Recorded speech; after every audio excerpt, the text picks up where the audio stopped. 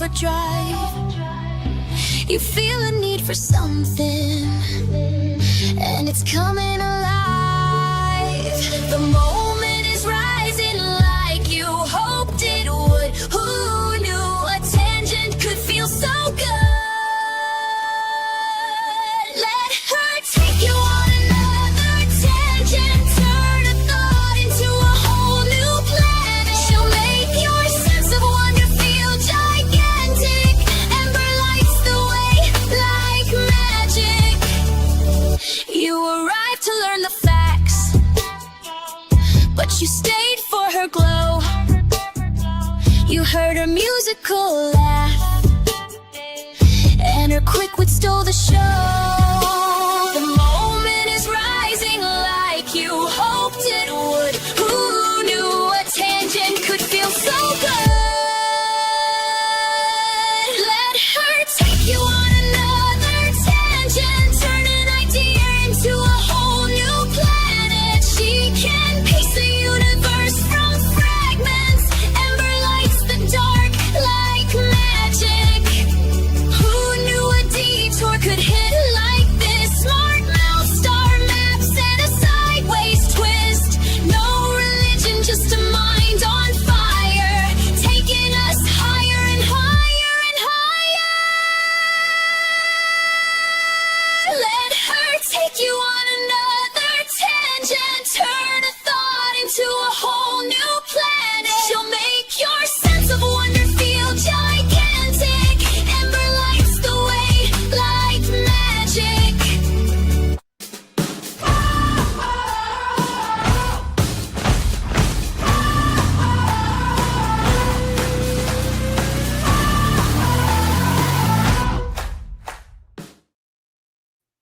Hello, everyone. I played the wrong intro. Alas. It's okay. I like that intro too. But my goodness. Folks, it is difficult times we live in. It is Pride Month though. We're doing our best. We're trying to celebrate things. There's a lot of stuff I'd like to cover today. Right up front, I'm having a very hard time health-wise. I'll go as long as I can, but I'm probably not going to get to everything I want to. Thank you all so much for coming. All right, so bunch of stuff. First, I want to note somebody left a comment yesterday evening, and so it doesn't even show up in my studio, but I saw it. I can't remember the name of the person. I should have just screenshotted it. But they said, broken arm sounds like transfractural. And I appreciate puns. I thank you. All right. Now, a couple of things. First of all, you know what? I'll just show we can do that. We can just show the thing. I made another pride flag. I know So, long story short, I've had this idea for a nature pride flag for quite some time. And certain circumstances have been conspiring me to work more in that direction. And so I did. And so let me see if I can make this bigger. I may be able to. Nope, not that's what we, anyway, it's a post on the community page. You can also find it along with the other flags over at astralpride.com. But it's the space stuff. I love the space stuff. I love space, but also there's a tremendous amount of beauty right here on Earth. So I made this flag entirely out of my own nature photography from back in the day when I was a photographer. And the reason is that nature's beauty is diversity, which is why this is what I wrote in the post. I made another flag out of my own nature photography to celebrate that fact. So happy Pride. I hope y'all enjoy. Jess is here. Hello, Jess. Jess from How to Rule an Asteroid says, space loves you too. I certainly hope so. I try to serve our cosmic overlords as best I can. Also, my mouse is not working the way I might like. It's being very weird. I suspect it's kind of old. I've had this mouse longer than any other part of my setup except this webcam. So maybe its time is coming, but it's being a little weird with its clickety clacks. Another thing I want to get out of the way right at the beginning is a correction. So a while back, I did a video about some entirely unrelated stuff, but it happened to include a segment where I talked about a woman attacking a trans woman and in turn being attacked by another woman. And people have shown up recently to offer some criticism of that. Now, I don't want to get into the details of that nonsense, but I do have a correction because I care when I'm wrong about something. The person who hit the other person was not a teenager. Now, the person who hit the other person is not the same as the person who is being attacked by that person, but the person who hit the other person was a 26-year-old who then went to court for that. To clarify, I do not know the age of the person who was being attacked initially that the other person got involved to try to defend, but the person who did the actual hitting was not a teenager. Just so we're clear. All right, so I wanted to make this episode about Trans Broken Arm, at least as our lead segment, because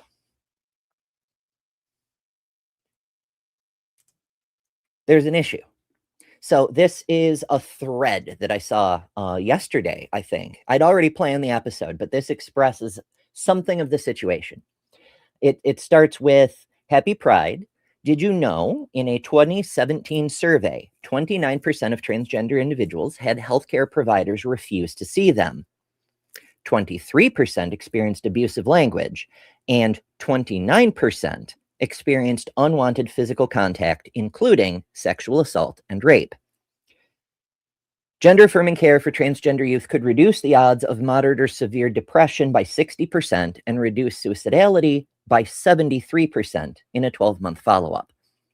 Now, all of these are important statistics. This is not what Trans Broken Arm is about, though, and a lot of people get this confused. But I do want to establish that this is something of a baseline, that more than a quarter of us have difficulty accessing medical care, and the same amount experience unwanted physical contact in medical situations. Now, abusive language is not the same as unwanted physical contact, and I appreciate the attempt at less censorable language, but also that's not, it creates a minimization effect of the situation. So I want to explore a little bit there. As many of you know, I have had a great deal of difficulty accessing healthcare. There are doctors who straight up refuse to see me. There's doctors who do see me and then refuse to treat me. And so now, not all doctors, obviously, but it is a pretty big problem.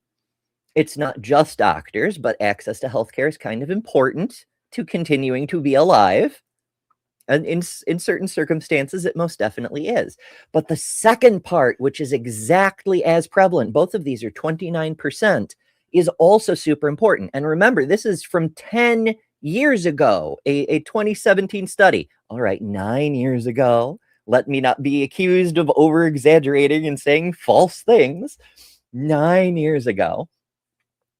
It's exactly as common. And I've experienced that too. I've been in a doctor's office for other things, and the doctor was like, well, since you're here, why don't I check your cervix? Why would you say that? Why would you what are we doing? It was very confusing and upsetting, and fortunately, the doctor did allow me to refuse because it wasn't part of what we were there for, and it was very upsetting. But even being put in the position was upsetting. And there's a rather lot more to that story, but we don't have to get into that today. This isn't what that is about. I just want to draw attention to the fact that this is a problem that rarely gets talked about. Trans broken arm is just as serious, but in an entirely different way. So what the hell is trans broken arm? So here's an article that just came out a few days ago. Well, it was back in May. It was last month, but it was just a few days ago, from Pink News. And many have heard the term. What does it mean? So let's dive in here.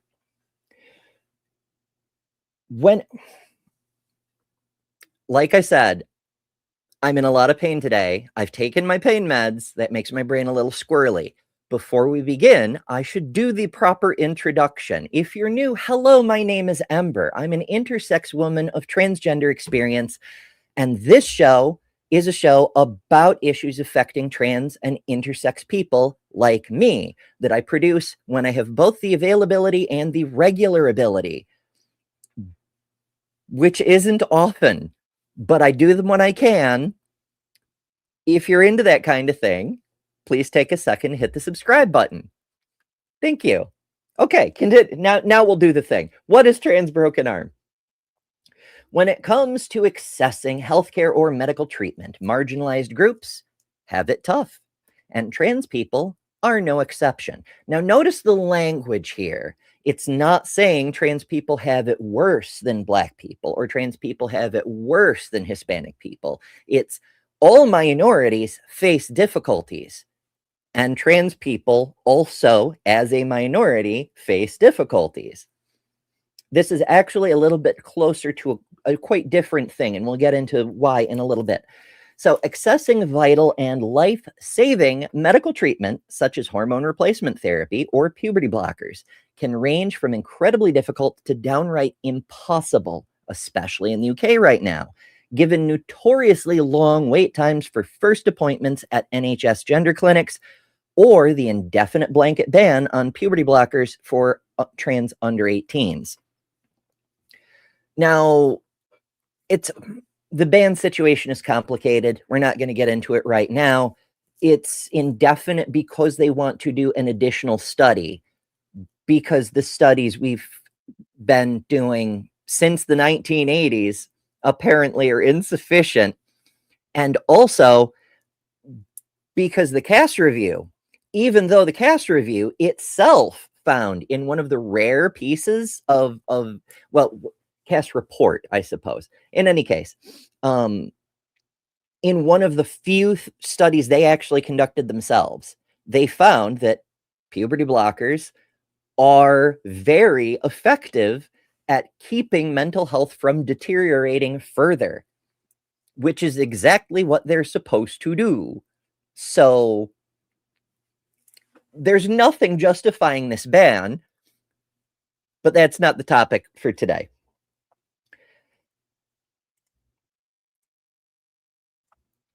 I need to tie my quick mute to a hotkey or something. I'm sure it already is. Apparently Control P for those of you who use StreamYard software. Let me test. Okay, that's a little hard to do one-handed, but it does work. So hooray. Anyhow, continuing on. I'm a little pain meds. Okay, continuing on. Barriers to accessing healthcare for trans and non-binary people don't start and stop at HRT. Trans people have bodies and minds that need as much general care as anyone else. And this is a thing a lot of people seem to forget about. We are just as much human as every other human. We require all the same healthcare as every other kind of human. Access to gender care is necessary, but that doesn't mean we don't also need optometry and dental care and all the other things. We're not like a separate category. We don't go to a veterinarian, you know? One of those barriers, colloquially dubbed trans broken arm syndrome, can contribute to trans people's struggles to access any type of healthcare.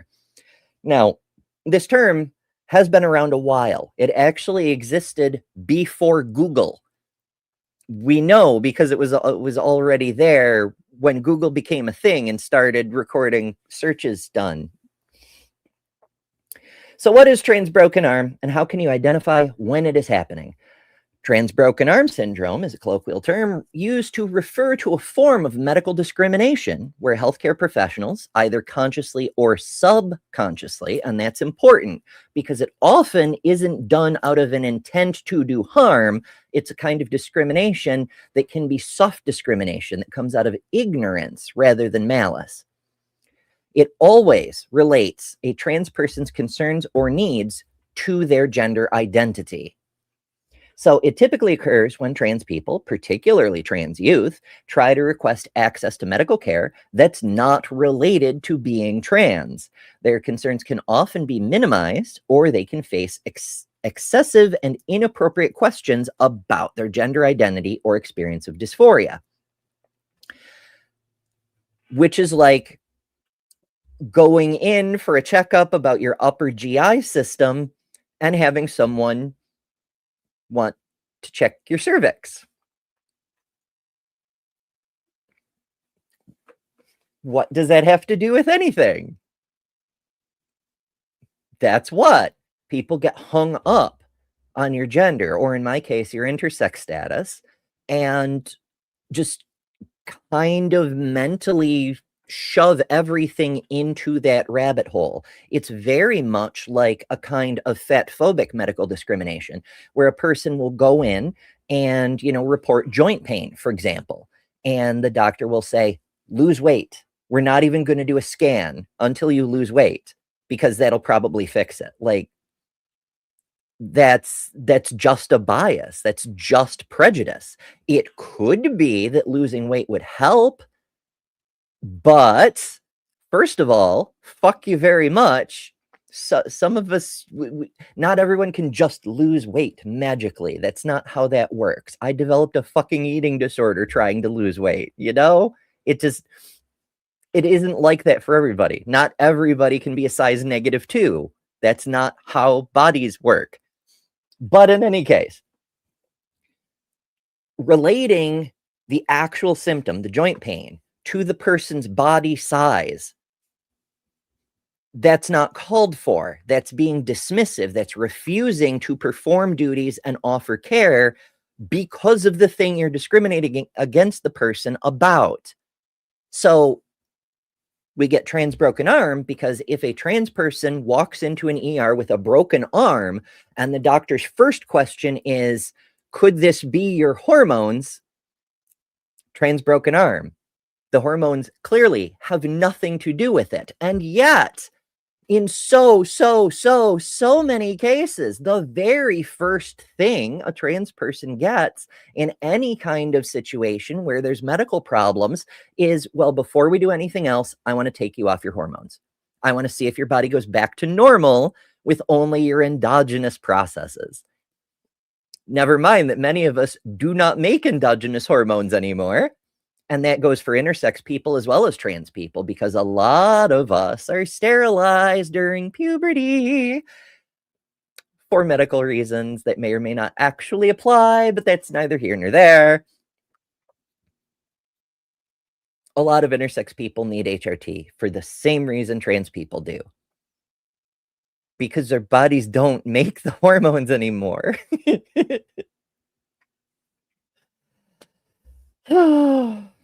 Miranda says you need to exercise to lose weight. It's hard to exercise if your joints hurt. That's a really solid point. You kind of need to do something about the pain in order to be able to do anything else. Bloody hell. So the term, while not actually a medical condition, gained its name from activists and academics studying trans access to healthcare because it can happen for almost any health concern, even a broken arm. It's also referred to in academic fields as gender-related medical misattribution and invasive questioning, because we love abbreviations that include as many letters as possible. GRMMIQ. You can't even pronounce that one. That's less fun. According to Google Trends, the term has been seen sporadic usage as far back as 2004, when the search engine was created, and has likely been used as a colloquial term beforehand. I mean, if you're only checking with Google, yes, but you can see it in like magazines and things before then, but never mind. It's frustrating. Triceratops says, I actually hadn't heard the term until yesterday. Different trans communities have very different vocabulary. And that's very, very true. It's every so often I'll run across a term and I'll be like, what? And I'll find out it's been in use since the 60s, just not the people around me use a different term. And it kind of goes to show that even in the age of the internet, when we're more connected to each other than ever, we're still having difficulty connecting with each other. And I very, very much relate to that, because, you know, I've been out here doing this for years at this point. I still only know, like, I can send a direct message to one other intersex person. I know one other intersex person IRL. We're as common as trans people, which is to say we're as common as redheads. I have definitely met other intersex people, but neither of us knows. And the same thing is true for trans people. There's a lot of trans people who are like actively, visibly trans, and that's super helpful, because then you know you're not alone. But there's a whole lot of trans people who are just kind of doing the stealth thing, and I can't blame them, because their own safety, you know? There's days I wish I did. There's a lot of days I wish I did. But as I've often said, the reason I'm here is to be the person that past me needed and couldn't find. So I don't know. It's a decision everybody has to make for themselves. At the time, I was basically at the end of my life. You know, I was starting a transition because it no longer mattered if I lived or died. But after having made some progress and you know, being happier with myself and being more comfortable in my body and the way I feel, the way my emotions work, the way my brain works, the way my physical body feels, I find I actually quite enjoy being alive now, and I'd like to keep doing it. And yet it's exactly that that's made it so much harder for me to keep doing that, because there's not just people out there actively trying to do harm to people like me, but there's people passively doing harm without even realizing it, like the trans broken arm situation.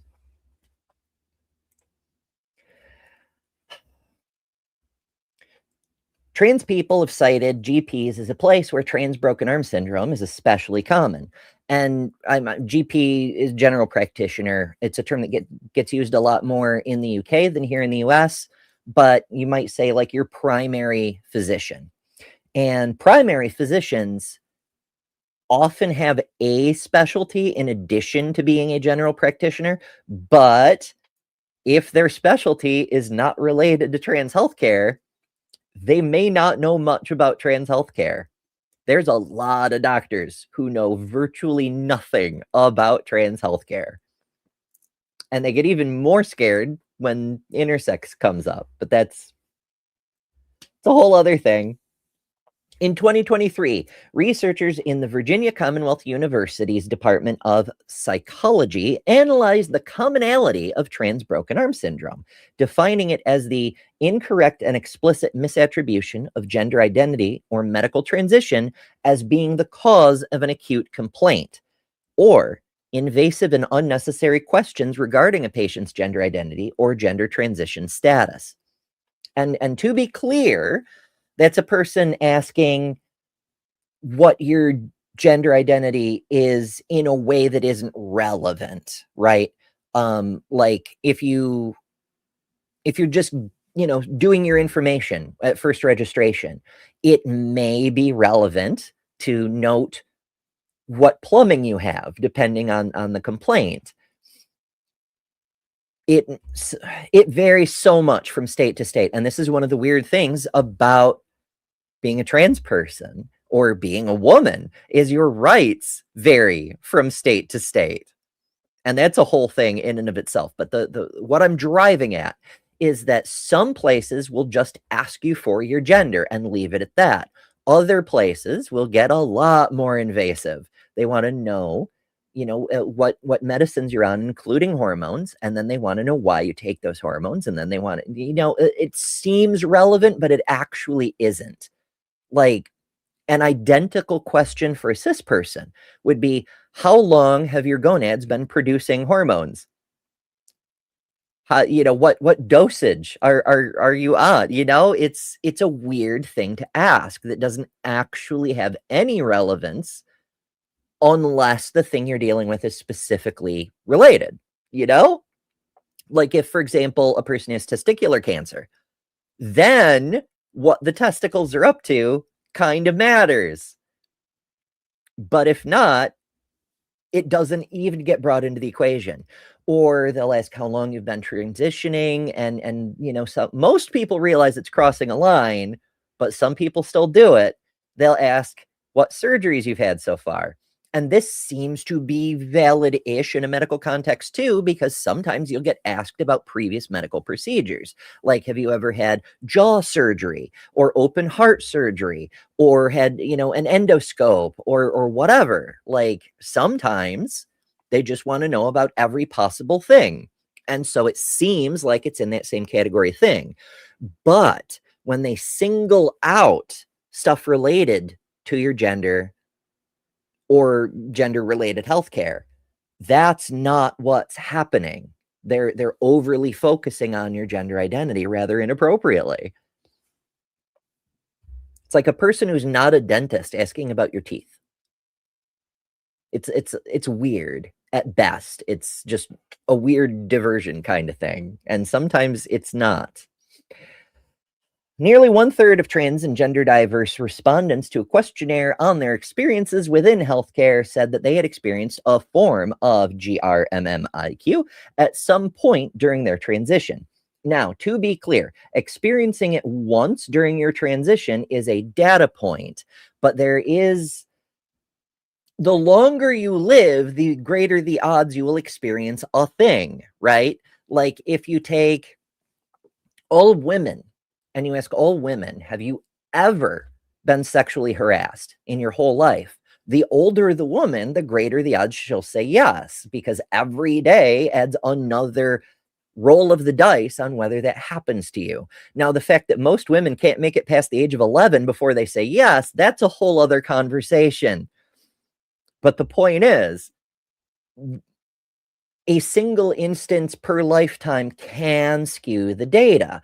We shouldn't be restricted to looking at single instances, because there's a big difference between getting asked once when you're 22 and getting asked every year to see if there's increased instances or decreased instances or whatever across the whole population.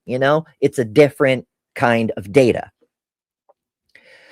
So let's see. The results were also associated with the patient's outness to healthcare providers. And that's the thing too. A lot of people don't tell their healthcare providers specifically to avoid this kind of thing. Like when I went to see a dentist, I was inclined to just not mention any of that because it had nothing to do with my tooth care. I did tell them about the various prescriptions I'm on, including my hormones, because they might need to use some kind of anesthesia that might react with something. I didn't do a full anesthetic dental procedure. I'm very skittish about those for various reasons. It's not really important. But even the general anesthetic can react with stuff. And so I felt like it was important to disclose that, but I still felt uncomfortable disclosing that because there's the risk people will treat you differently. And it turns out they did. My prosthetic does not fit because of this, the refusal to treat, They did do the dental surgery that was necessary, and they did give me a basic prosthetic, but they canceled my appointment to get one that actually fits and refused to reschedule it. So I still have, over a year and a half later, I still have the temporary. These things are supposed to last a maximum of 6 months. It's kind of painful sometimes. It makes eating very hard, but I'm alive. So hooray. And that's entirely because I disclosed. And that just the medicines, so yeah, I get why a lot of people don't want to. So they said increase the likelihood of a form of gender-related discrimination. Forms of discrimination cited by respondents include assumptions of disordered thinking and being. And that's another thing too, is so many people still have it in their head that being a trans person is a mental illness. Therefore, if you are a trans person, you are mentally ill and you may be prone to other mental illnesses. Now, as it happens, I do have a mental illness. Eating disorders are a mental illness. My eyeballs lie to me about how big my body is, and that's a problem. But having that in a way is something of a gift, because when my eyeballs lie to me about how big my body is, that is a very different experience than when my eyeballs scream at me about what's wrong with my body because of what was done to me as an infant. I'm very keenly aware of what's really there in that context. That's why trans people transition. But the point is, people get this idea that there's a mental illness, and so they start to discount everything else you say. A particular focus on aspects of their transition, ignorance on aspects of gender dysphoria, and incompetence in handling those aspects, such as asking a person if they could examine your cervix, that's highly inappropriate for anyone who is not an OBGYN in an OBGYN appointment, right? Am I crazy about that? But for a person that you're aware has gender dysphoria, why the fuck would you do that? Oh shit. Jess, yes. Different Jess. Not from Canada, Jess. Yes, there's a lot. There is a lot. Forms of discrimination cited by I already read that part. As well as a general dismissiveness of the patient. And that's another thing too. I've mentioned before how my ears have been kind of fucked for a while, and they're less bad now. But for a very long time, they were in very bad shape, and I couldn't get treatment for them. People were just like, oh, you're a trans person? It's a sinus infection on the outside of your ear, and other similar stuff like that. That doesn't actually help. And that's the point, is to say without saying, I'm not going to help you because of what kind of person you are, I mean, I don't know why they play fuck games like that, because they could just say so. They could just say, I'm not going to help you because of what kind of person you are. Because what difference? There's no recording. There's no way to show it, And so people who know that doctor would be like, oh, they'd never say anything like that. They would never. And it's just a she said, Anyway, together, these results enhance the understanding of an underexplored aspect of medical discrimination faced by trans and gender diverse individuals, while highlighting commonalities across different experiences, the study concluded. And that is an important part of that kind of study, is So many incidents seem like one-off isolated incidents, but when you look at them through a broader perspective, like when you look at a nebula up close, it's just space. But when you zoom out, suddenly you see vibrant yellows or bright blues. Same thing. When you zoom out, you start to see what's really going on. It's a forest for the trees kind of thing. So while there are many forms of this discrimination, there are many reasons this form of discrimination happens so regularly. Experts have argued that a lack of LGBTQ plus affirming medical practices contribute to the issue, as well as a general lack of mistrust in the healthcare system. I think that sentence was supposed to say something else. Progress says this segment sponsored by Ember's Pride Space Flags. Kind of. I mean, everything I do on this channel is sort of brought to you by my other stuff. It's actually kind of the other way, right? Like the flags exist because of what I've been doing on this channel, not the other way. But supporting astropride.com is a great way to help support what I'm trying to do, because funding through either source helps me pay for groceries and pain meds so I can continue to do these. So there's that. In March 2024, Nurse Journal argued that issues like trans broken arm syndrome is not only a barrier in itself, but can contribute to other barriers within healthcare for LGBTQ plus people, including a fear of being refused care based on perceived or actual sexual orientation or gender identity. And that's a really good point too. A lot of people make assumptions about your sexual orientation and then discriminate against you based on that. Not that it's okay to discriminate against someone based on their sexual orientation.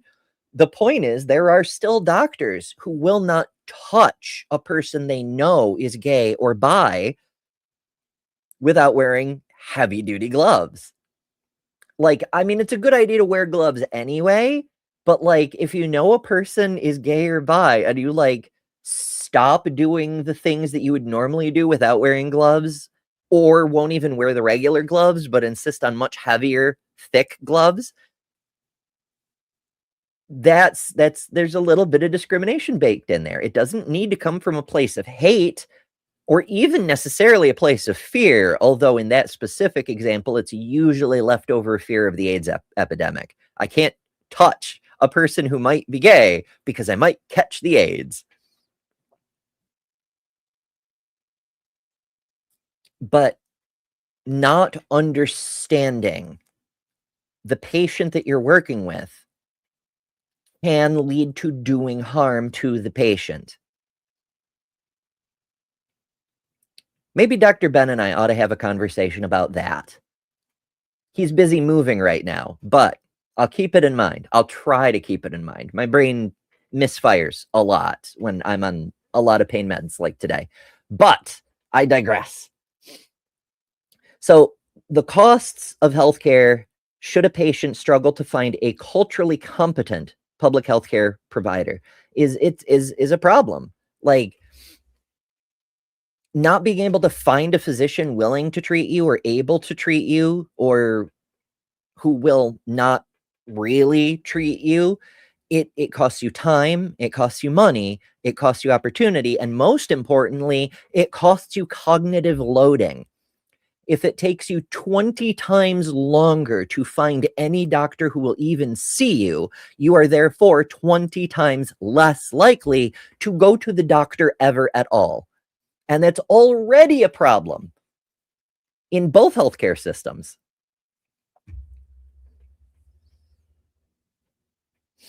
Experts say understanding LGBTQ plus concepts can help stop trans broken arm syndrome. It can also contribute to stigma around raising issues such as sexual abuse and violence or anxiety and depression with medical professionals. Yup. There's a lot of doctors I do not talk to about anything other than the specific thing we're there to talk about, because I'm afraid of how they will act or react once they hear about anything else.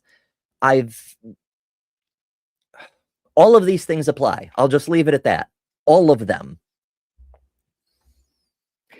Nurse Journal writer and nurse career coach Keith Carlson wrote that overcoming these barriers is vital for healthcare systems across the globe, especially for trans youth who often rely on healthcare providers as a private source of information from patients or guardians who they maybe feel. I don't know what is up with the sentence structure. This is the second time. Maybe my brain is glitching. Maybe it's the pain meds and I'm reading things wrong. I don't know. But this sentence doesn't make sense to me. Who often rely on healthcare providers as a private source of information from parents or guardians who they may feel uncomfortable or unsafe coming out to.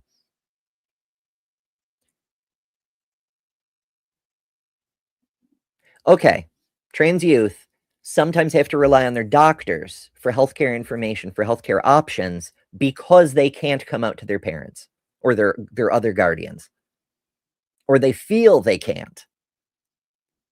Sometimes people surprise you. Sometimes you come out to people and you're afraid. And well, for example, when my oldest came out as trans, they're a non-binary person. They didn't expect I would reject them, but they were afraid that I would anyway, because somehow I hadn't made it clear to them that I would love them no matter what kind of person they are. And I'm still not entirely clear how, but because I didn't make it explicit enough, and that's a failing on my part as a parent, there was that fear there. They didn't expect that I'd reject them, but they weren't sure that I wouldn't, you know? And that's why it's really, really important to be active about acceptance. People say, do we still need Pride Month? Yeah. Not just because we're still being discriminated against, not just because we're still being harmed. In fact, we're being harmed in some ways more than fucking ever. That's the cost of visibility in a world where bigotry is promoted and violence is heralded as heroism. But yeah, even allies, even people who aren't part of the community, it helps to celebrate, because the people in your life who want to come out to you need to know that you're safe to come out to. You have to make it clear, because it's a scary time for people. This can be done, Carlson says, by creating an inclusive, welcoming environment for LGBTQ plus patients, which involves remaining aware of changes in LGBTQ plus concepts, terms, and definitions, as well as issues like trans broken arm syndrome. Like, that's a thing that should be taught in medical school. I'm sure some medical schools do, but like, there has to be a unit about internal bias, like that fat phobia that I mentioned earlier. The joint pain in your arm is because you're too large. What? It's wild. But I'd like to see more of it. But that is just one thing. And I realize a lot of people leave the left because they can't keep up with the terms. Like, the terms are shorthand, right? Like, when a person says they're trans, they're just very quickly communicating the basic concept that their gender identity doesn't align with what was assumed about them at birth. That's it. It doesn't tell you that they're a trans woman or a trans man or a non-binary person or a genderqueer person or anything else. It's all the labels are just shorthand for quick communication. And if you don't know what the term means, you can ask. It is not an insult to ask. It's much better to ask than to grumble about not being able to keep up with the terms and then treat them like shit, or make up your own answer and get it wrong. It's very much like a lot of medical conditions that are not super common.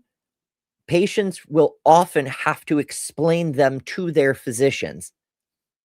Like, for example, in some circumstances, I have to tell a physician what the hell a chimera is because it matters for some of my medical care and it doesn't come up very often, which is kind of surprising because, according to estimates from geneticists, we should make up between 5 and 10% of the population.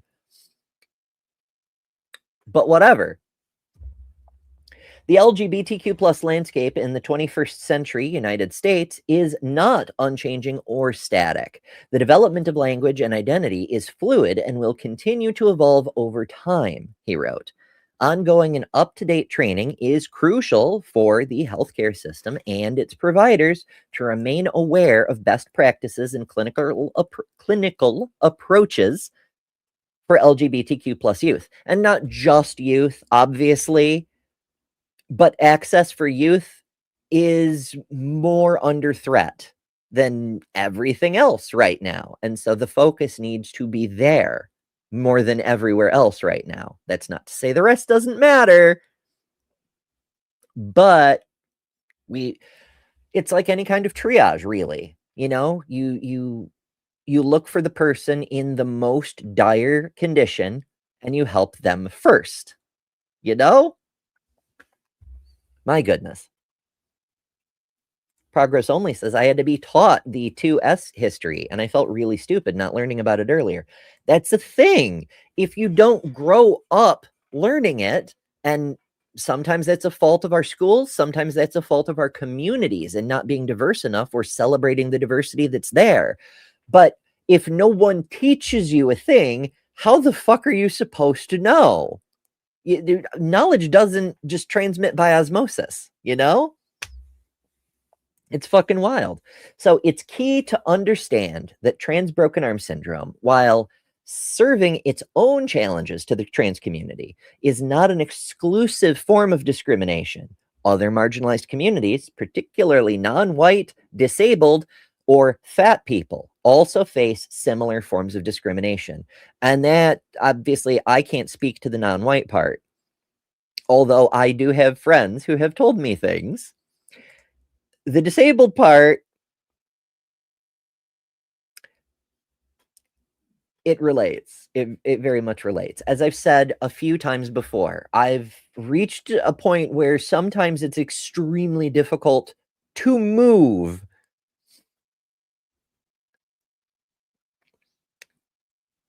And I'll still have a physician say something like, well, you know, if you like jog more, then it'll help with some of the difficulties that I've been having. I'm like, I bet it would.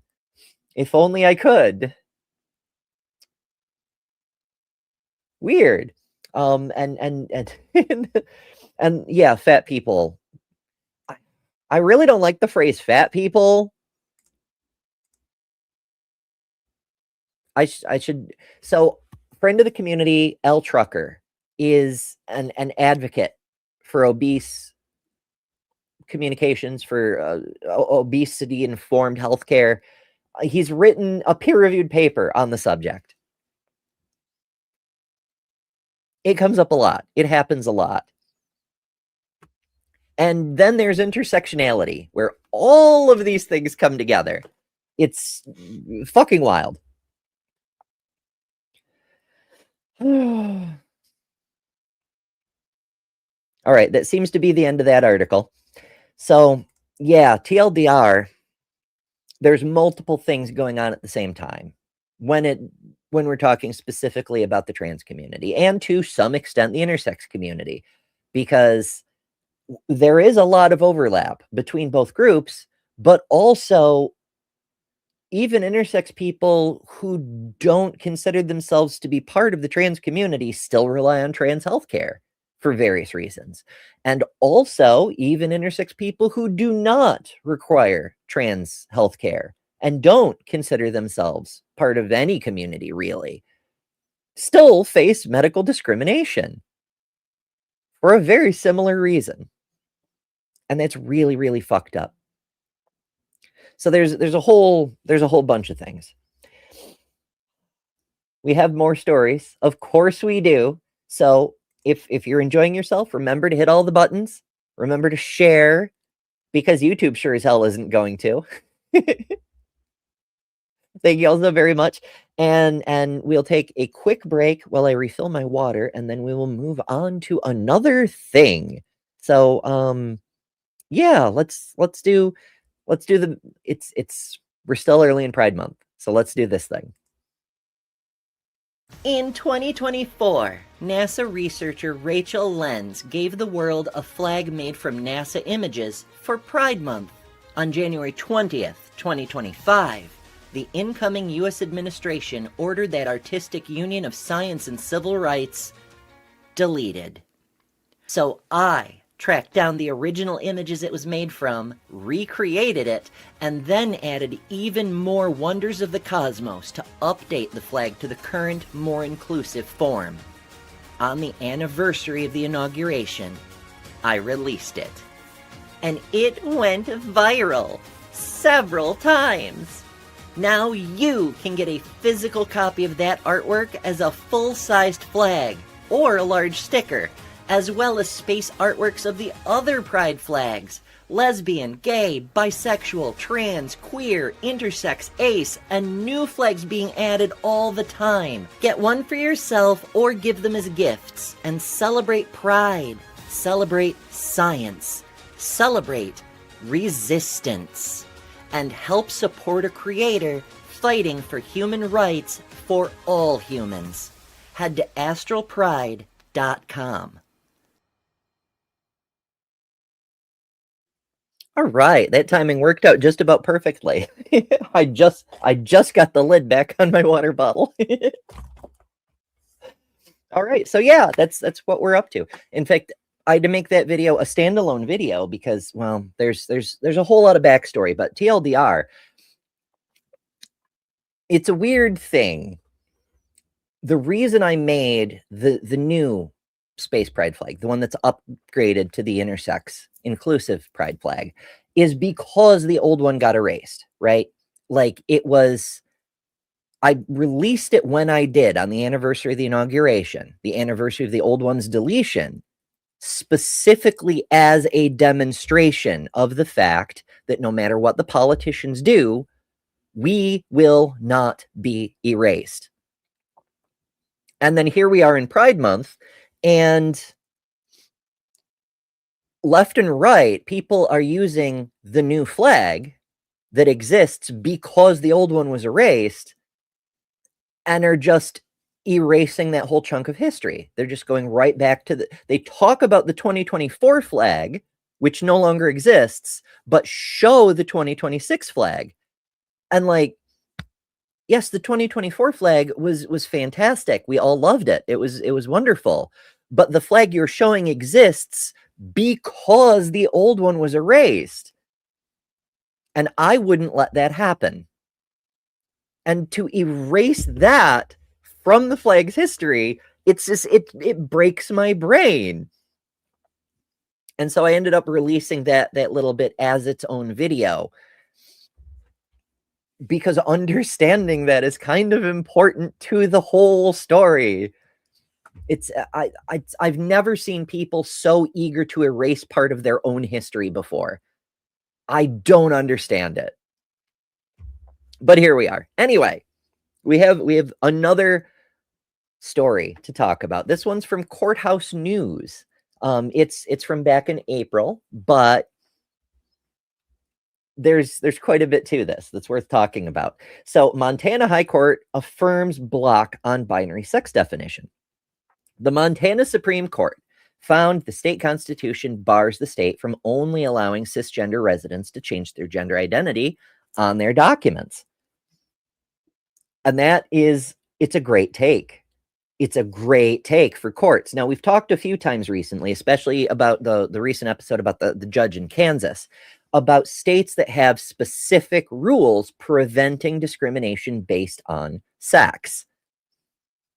This also comes from Supreme Court language in previous rulings. There was a Title VII case a while back. There's so many freaking cases, I can't remember them all off the top of my head. But the court ruled that you cannot discriminate against a gay or lesbian person because that is sex discrimination. And if it is legal for a person to marry a woman if they're a man, but it is not legal for a person to marry a woman if they're a woman, then you're discriminating on the person based on their sex or gender, as the case may be. The same applies for trans people. If it's legal for a cis person to do it and not legal for a trans person to do it, then you're discriminating based on their sex characteristics. That's all that is. That's what that means. And there are a few states that have that enshrined in their constitutions in a sort of de facto kind of way.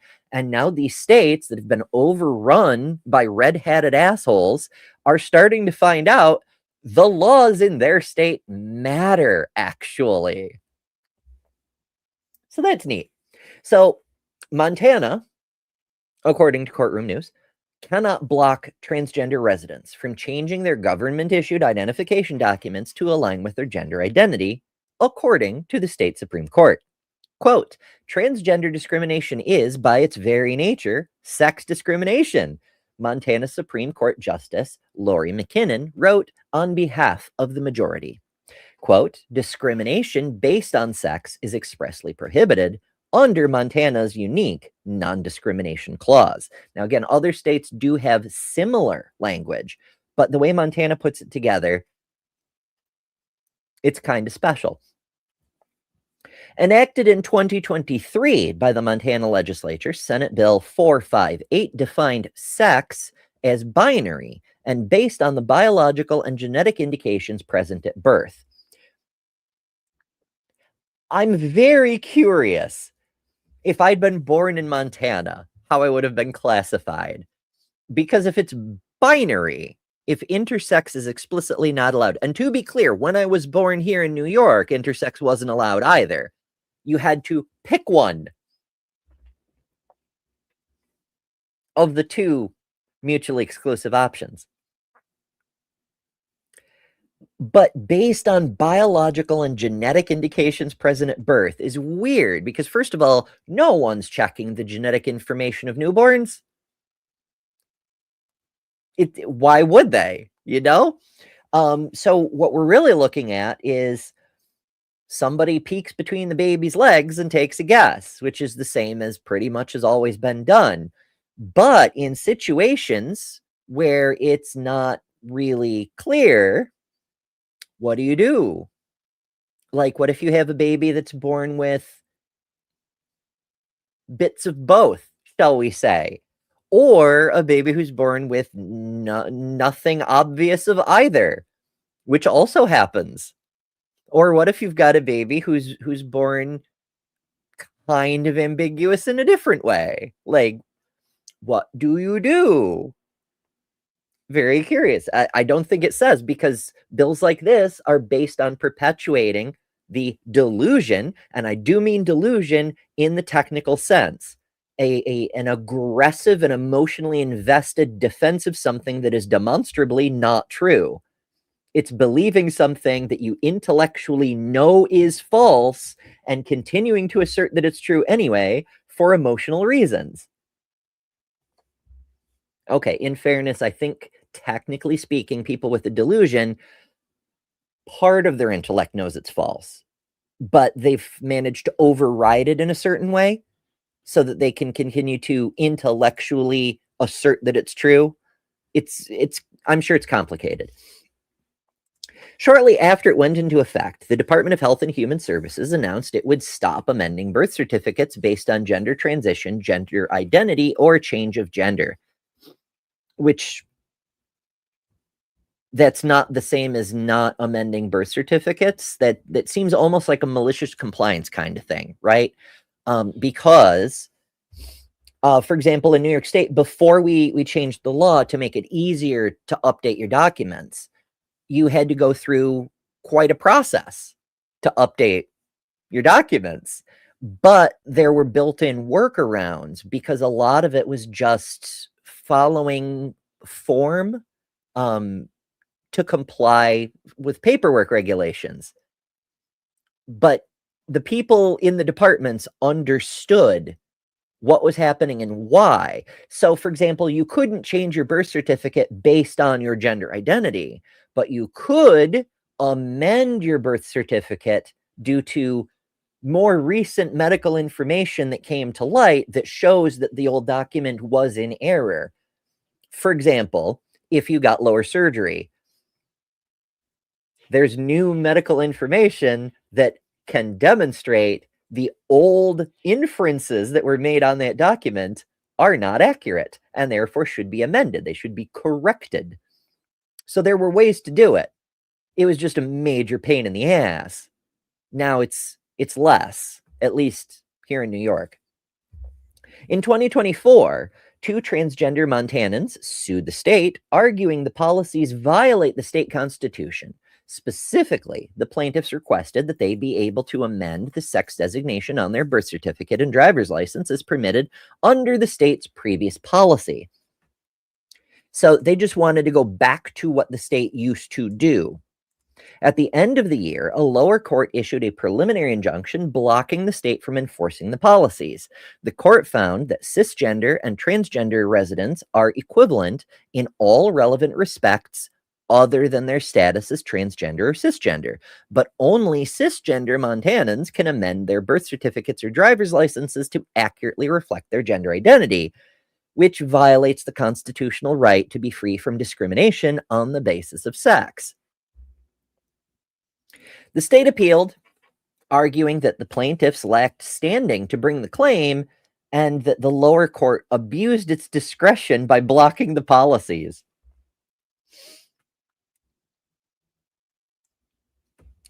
The lower court,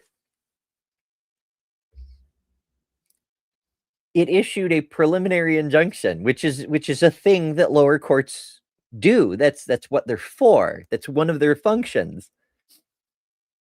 But the state's arguing that it abused its discretion by doing the thing it is designed to do. Okay. The Montana Supreme Court on Tuesday rejected the state's arguments. The state's highest court found the two plaintiffs have a vested and deeply personal stake in the ultimate outcome of the lawsuit. They do have standing, as it happens. And as they must disclose that they are transgender each time they present their identifying documents, and those documents do not reflect who they believe they are.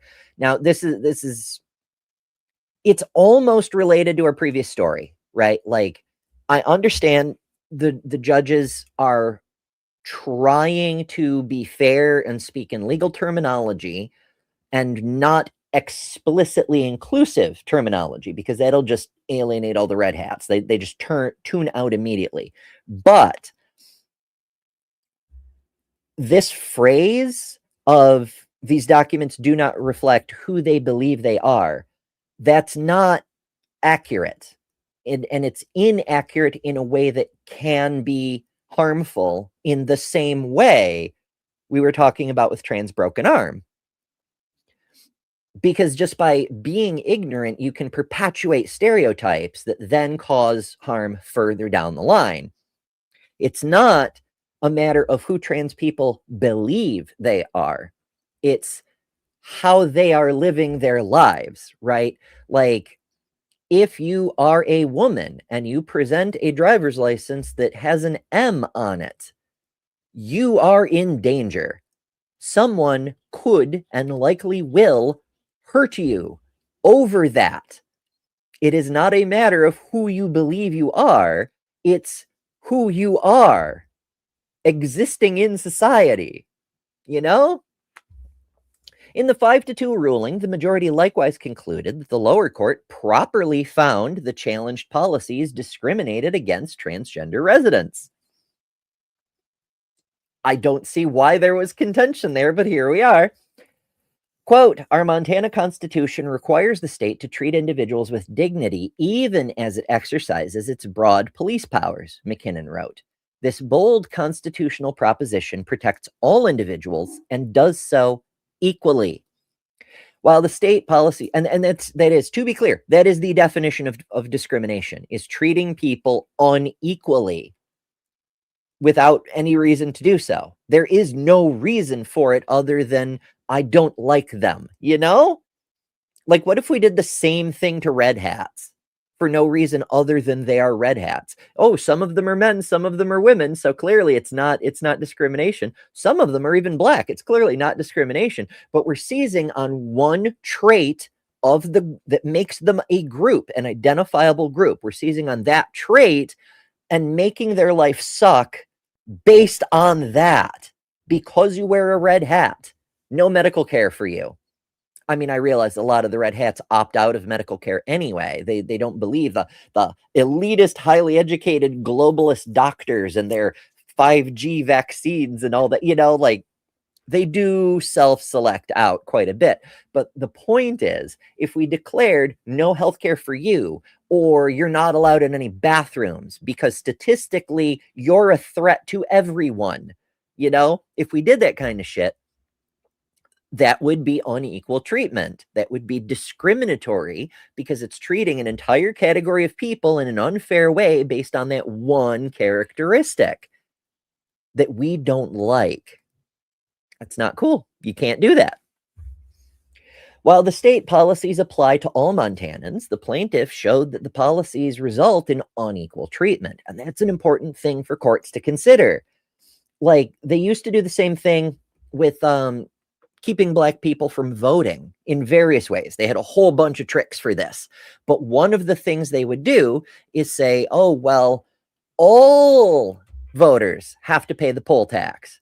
The fact that almost none of the Black people can pay the poll tax is just incidental. Or with the schools, like, oh, well, everyone has to go to whatever school. Like, the white kids have to go to the whites only school too. Like, everyone has to go to racially segregated schools. Right. But it's only done so you can discriminate against the Black kids and hurt them, deprive them of a sufficient education. So it's, even though it applies to everyone, it's impacting the discriminated group because that's the point of it. It's a really silly argument for people to be like, oh, well, it affects everyone. Supreme Court Justices Jim Rice and Corey Swanson both dissented. Rice described the decision as forcing the state to issue falsified legal documents, and Swanson took issue with the court's unnecessary engagement in lawmaking. So,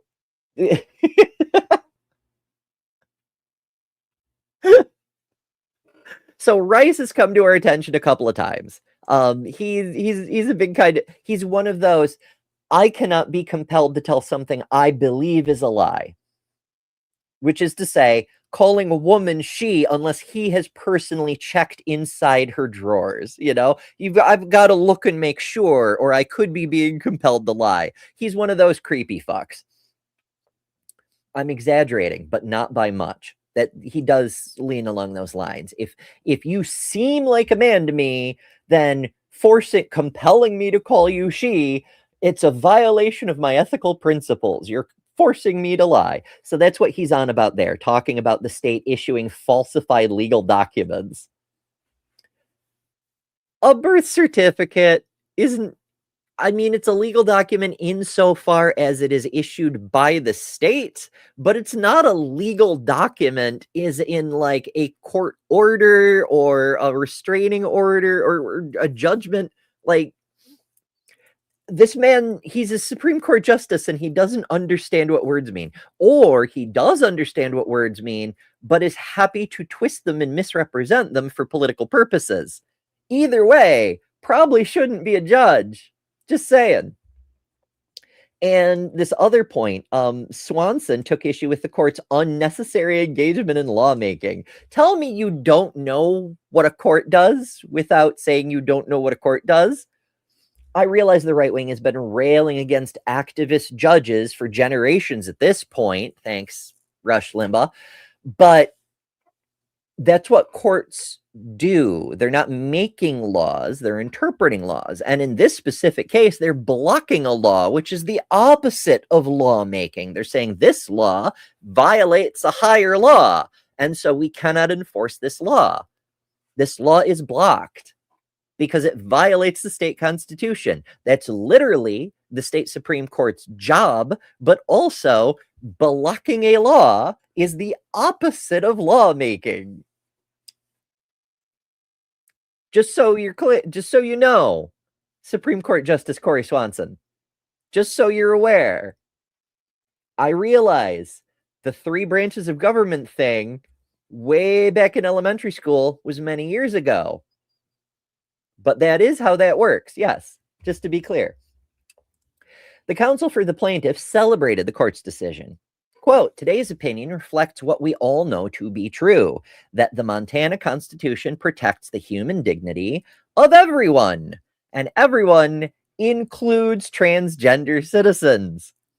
Alex Raitt, deputy director of the ACLU Montana, said in a statement, quote, everyone deserves the equal protection of the law, and policies that single out individuals or groups for discrimination and harassment will not withstand constitutional scrutiny.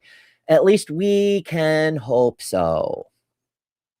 It's hit or miss sometimes, but we can hope so. The state was less excited about the decision.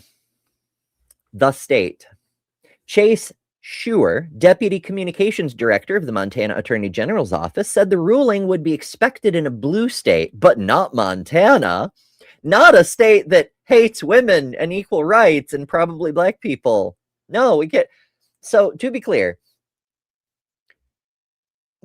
this red state, blue state thing, it's kind of bullshit. I don't know if y'all have kenned to this yet, but Montana has always been very libertarian.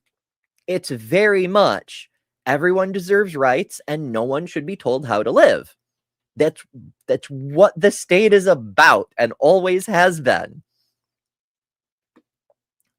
It's not that it's a blue state. In many ways, it's more blue than many other red states, but it's not really a red state either in that way.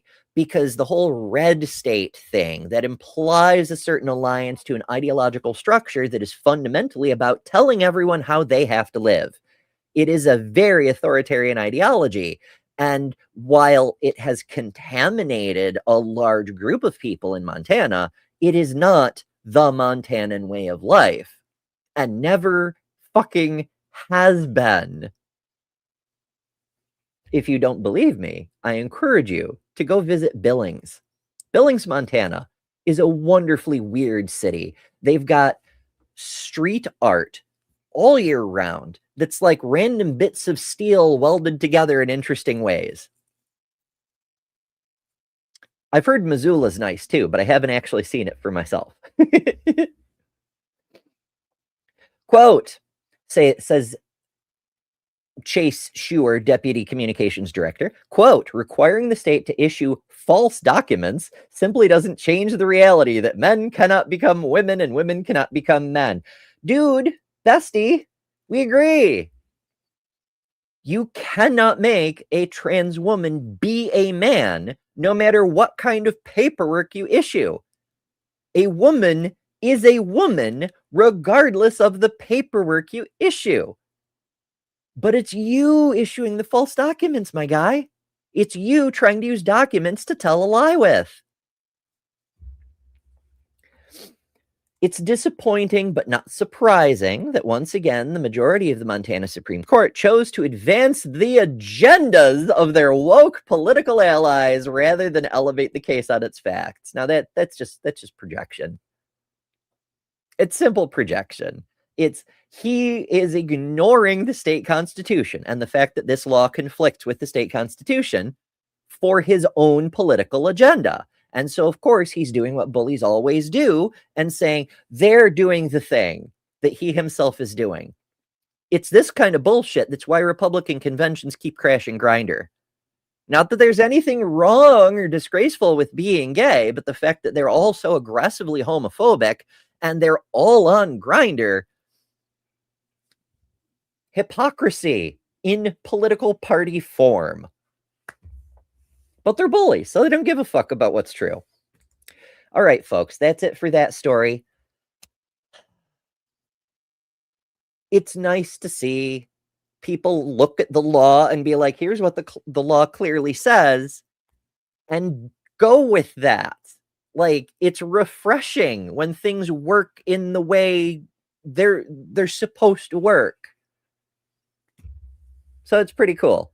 And also, trans Montanans can now update their fucking documents, which is also pretty cool. Now, to be clear, they used to could. This was a thing that took away trans people's rights to accurate documents. When people ask, what rights don't trans people have? That's one of them. And Montana's not the only state that tried to do that. So keep that in your back pocket. When people are like, what rights do trans people not have? Accurate documents, bathroom access, protection from discrimination for jobs and medical care, often housing. There's quite a lot. There's quite a list. I'm sure you can find comprehensive lists, but that's a great example right there. Accurate fucking documents. All right, folks, I'm going to take another break as sort of like an intermission between segments here, and we're going to come back. We're going to try to take a look at a video. I don't know how far we're going to get in the video, but we're going to give it a try. It'll be fun. I hope you stick around. And remember, take this opportunity to hit any buttons you have not yet hit. The like button, the share button, the subscribe button. If you're watching in the future, feel free to leave a comment. Tell me about your favorite right that trans people don't have or have lost access to in the last 5 years. Maybe I'll make a list. Oh, goodness. Alrighty. Let me see here. I want to, there's a bunch of things I want to play. There's so many things, but you know what? Let's do,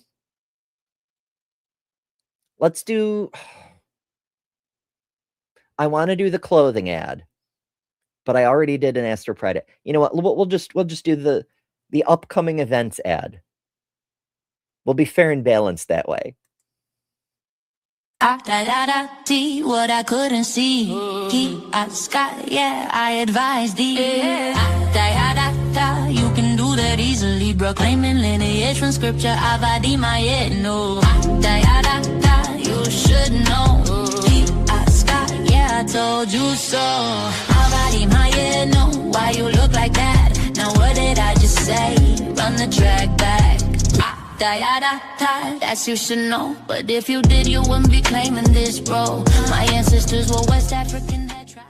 I think NanoCon's done a great job of facilitating a sense of community. I think the nurses, the paramedics.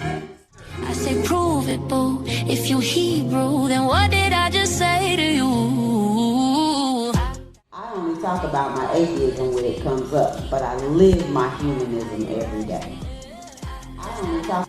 A tremendous event, well organized, well implemented. The people have been pressured. Did I just say? Oh, yeah, I thought so. I said, what you gonna do? Can you break it down? Or can you post a clue?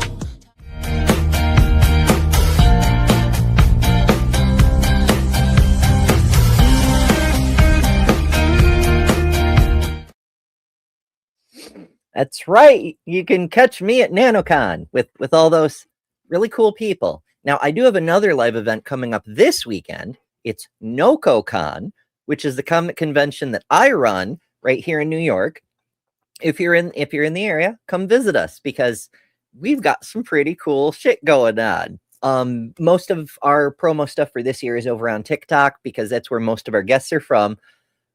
But yeah, check it out. NocoCon. It's the same as NanoCon, but it's got an O instead of an A. And it's about nerdy stuff. So yeah. And maybe you'll catch me running around like a crazy person. Trying to. I honestly, I do not know how this is going to work. Because doing what I do at that event requires a great deal of mobility, which I do not have right now. Now, I've been promised I'm going to get my own dedicated team of volunteers, but I still am going to need to move around, and I don't know how it's going to. We'll find out. It'll be fun, probably. All right. video time. I was because I was having such a very hard time last night. I was disassociating very hard and working on things to try to like do something about it. Including that new nature pride flag, which again, check it out in the community post or any of my socials. Find it on astropride.com, because you know Earth is also a planet, so the beauty of Earth is legitimate on astropride.com. That's my apologetics for it. But I caught Riverboat Jack stream. Riverboat Jack is a trans woman who does a lot of countering bullshit. You'll catch her occasionally on Takis, but she also does her own streams, often in the middle of the night. Relatable. She did a long stream with a whole bunch of segments, and one of the segments was one that we've covered several months ago. It was that Ken LaCourte guy with the elephants in rooms. In fact, it was the same video. And it's interesting because so much stuff came up that I knew that like a bunch of other people didn't, because obviously Jack has a much bigger audience and most of Jack's viewers don't even know I have a channel, let alone watch it, which is another reason that share button is so important. But it gave me the opportunity to explain to a bunch of people a bunch of things that nobody there really knew, like chimerism.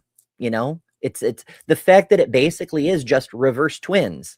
It's super easy to understand when it's phrased that way, but because so few people have encountered it as a term or a concept or what have you, people were very confused.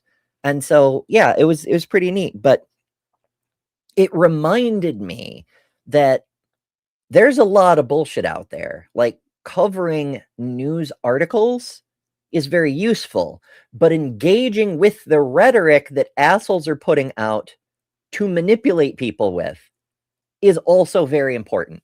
So that's what we're up to right now. We're gonna look at a video from Dr. Thad here, and so the video is called Harry Benjamin and the Evil Origins of trans ideology. The evil origins of trans ideology. What could possibly go wrong? Now, once again, I do have to caveat, health not great, lots of pain meds. We're going to go as far as we can, but I cannot promise we're going to finish. With that said, let's hit it. We're told thousands of times a day, from the talking heads in the media to politicians to Christian progressive influencers to the plot lines of trending shows, that the only way to be opposed to the transgender movement is if you are a bigot. But what if what is that old saying? Everything after the word but is shit. I think that applies here. Like, we hear from all these various sources that the only way to be a bigot is if you're a bigot. The only way to discriminate is if you're a bigot. The only way to hate a group of people based on one shared characteristic about them is to be a prejudiced fuck. Yeah, weird how that works, isn't it? Miranda says, is there an echo in the video or the stream? Oh, goodness. It could well be. It's probably my microphone is picking up my speaker, because as I mentioned earlier, ears are fucked. I can't do headphones. So I have to use a speaker. And I try, like, I have to like balance the speaker and the microphone to make sure the microphone isn't picking up the speaker. So we get that kind of duplication thing. Theoretically, that's supposed to happen anyway. Let me double check my audio settings. Yeah, I've got echo cancellation turned on, so that shouldn't be happening, but sometimes it does anyway. But I've tweaked my settings. Hopefully we'll be good now. TM. the exact opposite is true? What if we... Oh, the exact opposite is true. So the only way to support trans people or black people or atheists or fat people or any other minority, the only way to support them is if you're a bigot. What in the actual 1984 are you talking about, Thaddeus? We can oppose trans ideology precisely because we love people. I invite you to step. We're opposing rights for minority groups because we love people. Tell me more about the evil origins. Step inside the shed and beam and add a little meaning to your day.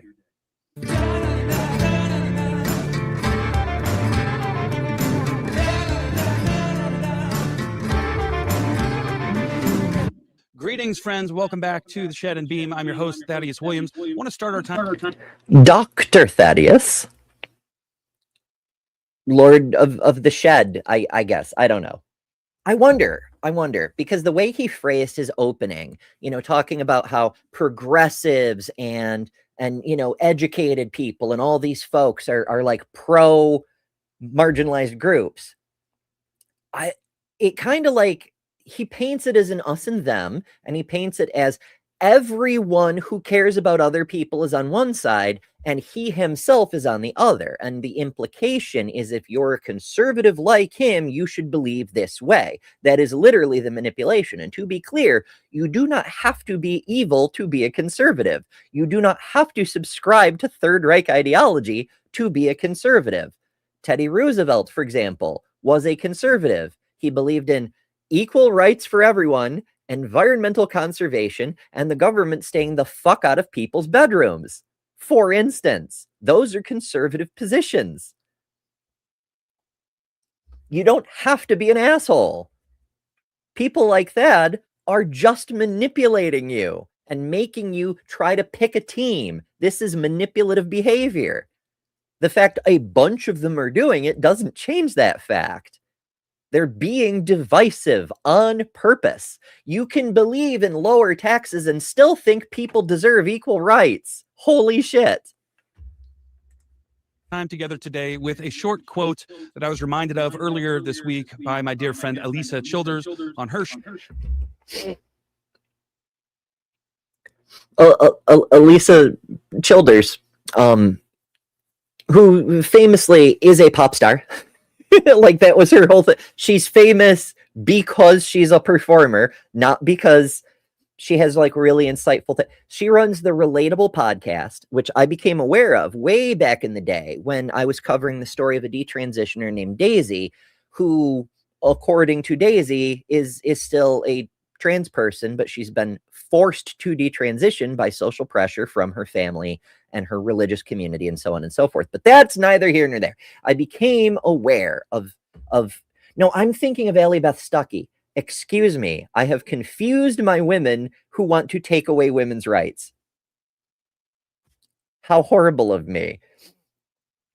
Alyssa Childers has gotten in trouble for being anti-women's rights, but not the same way Allie Beth Stuckey did. So I retract my previous statement. Show. It's a quote often attributed to one of my heroes, Martin Luther, and he says this: "If I profess with the loudest voice and clearest exposition every portion of the truth of God, except precisely that little point, which the world and the devil are at that moment attacking, I am not confessing Christ, however boldly I may be professing Christ. Where the battle rages, there the loyalty of the soldier is proved, and to be steady on all the battlefield besides is mere flight and disgrace if he flinches at this point. Make no mistake."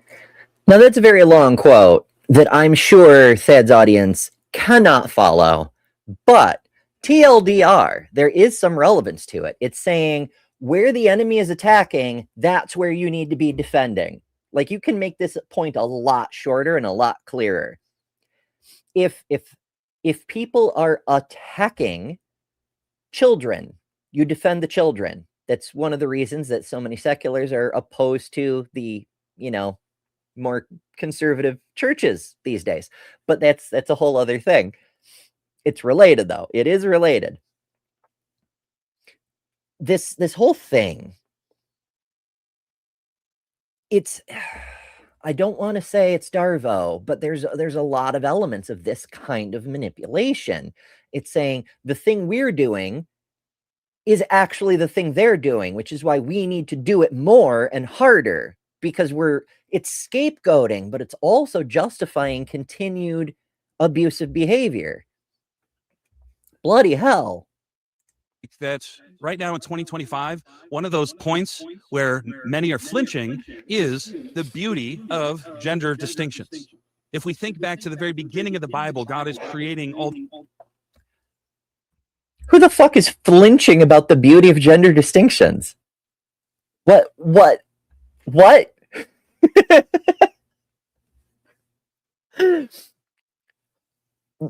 No one is having a problem with the beauty of gender distinctions, except possibly Zach the Bloodwall guy, or Mr. It's men having sex with women is the real gay. That guy, the your body my choice guy. Those two are having some big issues with the beauty of gender distinctions, but most trans people, that's kind of the point. Like, even for non-binary people, the point is acknowledging those distinctions. And depending on the flavor of non-binary, like an androgynous non-binary tries to minimize those distinctions so they're more androgynous and they feel more comfortable that way. Other non-binary people are a lot closer to one side than the other, but they may keep a notable element from the other for the purpose of the distinction. Like, there's so many femme women. In fact, there's cis women with beards right now. It's sort of a trend because they're saying, hey, look, a lot of women just grow beards naturally. This shouldn't be shamed. Like 35% of women have some form of PCOS or PMOS and just grow beards. This shouldn't be shamed. And I agree, calling a biological difference a gender distinction is kind of fucked up. But the point is, I don't know that anyone is denying the beauty of gender distinctions. These distinctions. In the first line, in the beginning, God created. You already get a creator-creature distinction. Then God creates the heavens and the earth. He calls it good. Then God separates the light and the dark. Then God separates the waters above from the waters below. Is Thad a biblical literalist? Is he a young earth creationist? Because, I mean, telling the myth that he believes in, fine, well and good, fabulous for him. But, like, why should anyone else care? And also, that's not literally what happened, obviously. Like, the sun existed before the earth, but details. Then God separates the waters from the dry land, gives us our first beaches. On all of these creation days, God speaks a Hebrew word, tov. Tov, which means it's... If Thad's mythology is true, God did not speak a Hebrew word, because this was before the Tower of Babel and the confusion of languages. Hebrew is a post-flood language.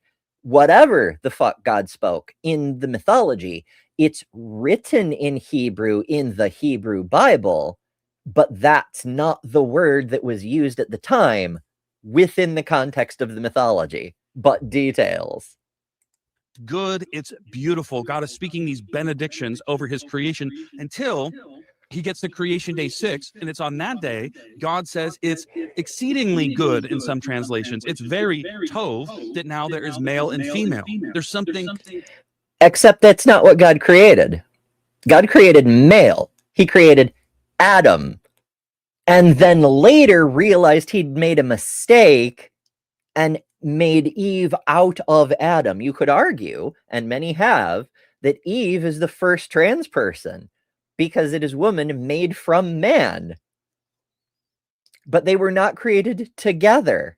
It was just Adam. That was the original creation. What do you mean? beautiful to the original design for how humans flourish, and God making male and female, and we cannot erase those lines without losing something beautiful. Who's erasing lines? I don't know if you've noticed that, but the entire point of trans people is because of those lines. And precious. Now, maybe you've seen just in the last couple days a new episode of Jubilee, the hit YouTube channel with Ali Beth Stuckey going. Alyssa Childers and Allie Beth Stuckey are not the same person, but this is the person I was talking about earlier, who did the show with Daisy and so forth. But also, this video is from a while ago. I believe it was from last year. I think he says 2025 somewhere in here. Whatever. This video that he's talking about, not a couple of days ago. Toe-to-toe with 20 progressive Christians. If you haven't seen it yet, I encourage you to check it out. It is a masterclass in how to disagree with class and kindness and clarity all at the same time. I'm tempted to go look, because the fact that he's said the opposite of the truth several times in just the first couple of minutes here makes me wonder about what actually happened when he says a masterclass in disagreeing with kindness. But here's the thing, even if she is disagreeing with kindness, the fact that she's kind doesn't mean she's correct, right? Like, the point of discourse isn't to just disagree. It's to accept the possibility that you've made a mistake and that you're willing to correct an error if you've made one, and the other person makes a similar agreement. Like, you're not just there to disagree and hold the line. You're supposed to be challenging yourself to find out if you were wrong about something.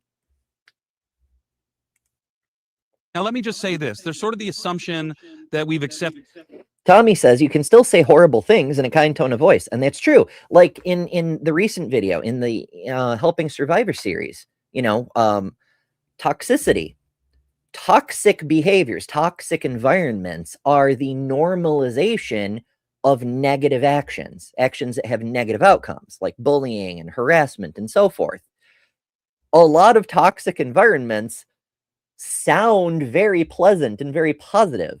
It's not whether they strike you as positive or negative, whether they seem kind or cruel. It's in the behaviors they promote. If they're promoting negative behaviors, they are toxic, even if they seem super nice.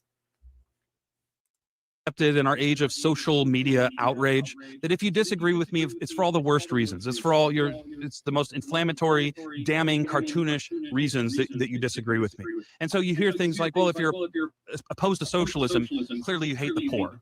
Or if you're opposed to critical race theory, clearly you're a white supremacist. So this is like kind of a straw man, shadowboxing hybrid kind of thing.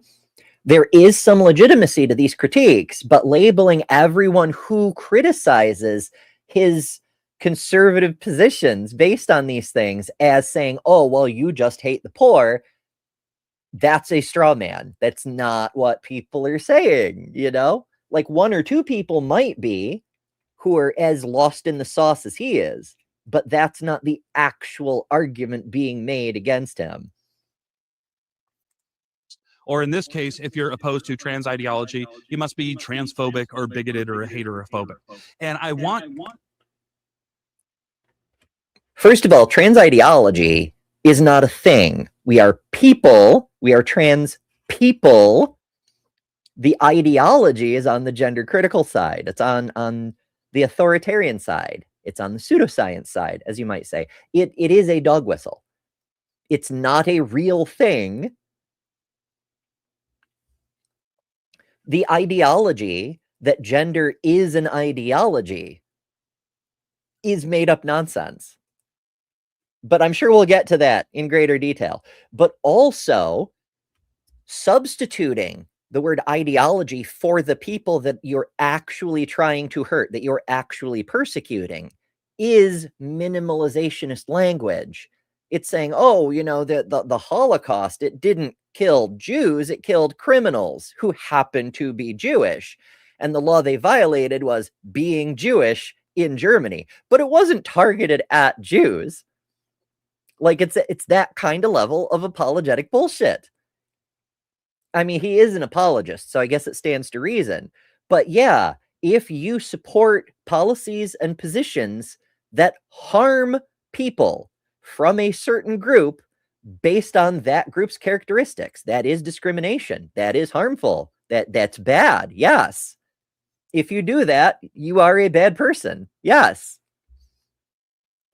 Someone who's not a bad person Alira the Free, who sends us a super chat for 55 tries, which Turkish lira, and says, "Thank you for educating me, Ember. I'm glad and thankful for what you do and stand for, even when life tries to stop you at every turn. Stay safe." Thank you, Alira. I am trying. Maya keeps telling me I'm not allowed to die. I'm doing my best. So far, it's hard to say I could have done a better job. I wish I were in a better condition. But as I often say to other people, every day you manage to survive, even if all you manage to do is survive, you're sticking it to the people who wish you wouldn't. And if surviving for spite is what you've got, fucking good enough. Us to be able to have meaningful conversations to move past the name calling. So I'm going to build a case for just one of the reasons somebody might be opposed to trans ideology that has nothing to do with phobia or hate or anything like that. So please. So he wants to make a case to justify why a person might be opposed to trans people having equal rights that isn't based on bigotry and phobias. I am willing to hear him out, but I'm very skeptical. Please hear me out.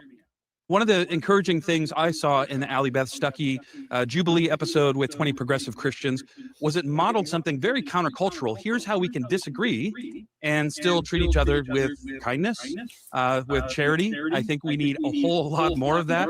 And so this video is intended to push that ball further down the field, to have a conversation. This isn't a gotcha against progressive Christians or anything like that, but a way that I find it interesting how he's so targeted on progressive Christians. Like, this is a very 1984 kind of thing, in that in 1984, it's not the poors that are the enemy.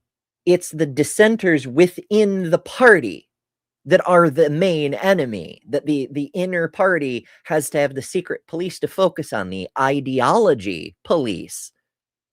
He's doing the ideology police on the progressive Christians because he thinks all Christians should obey his authority, or more specifically, the Seven Mountains Dominionist authority that he also serves, instead of serving his God.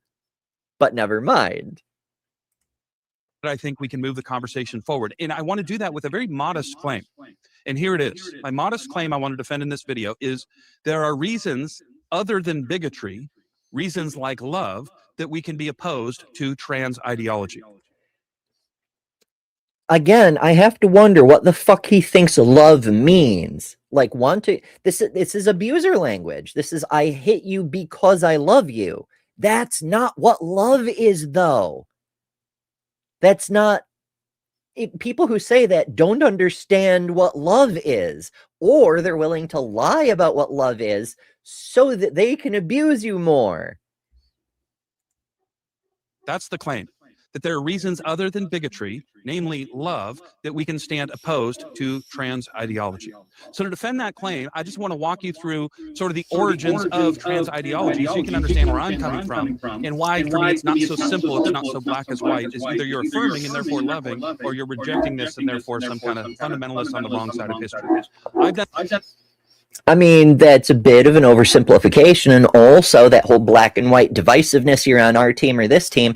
To be clear, the neutral position should be all humans deserve human rights. I don't think that's controversial. I'm sure there are people who would argue with it, but I don't think it's actually legitimately controversial.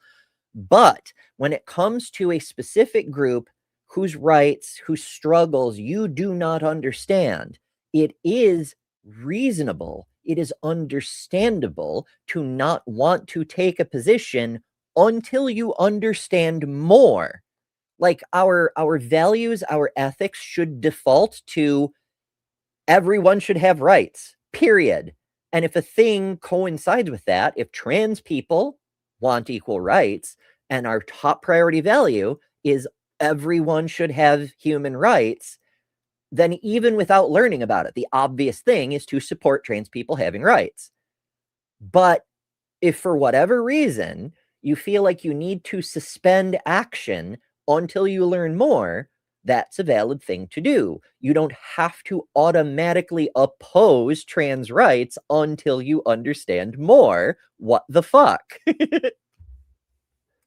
Done a deep dive into the history of trans ideology, and I want to share my findings with you. I want to introduce you to 7 men who are really the trailblazers. They're the pioneers. They're the architects of the gender ideology that we sort of take for granted today. What's being pushed in.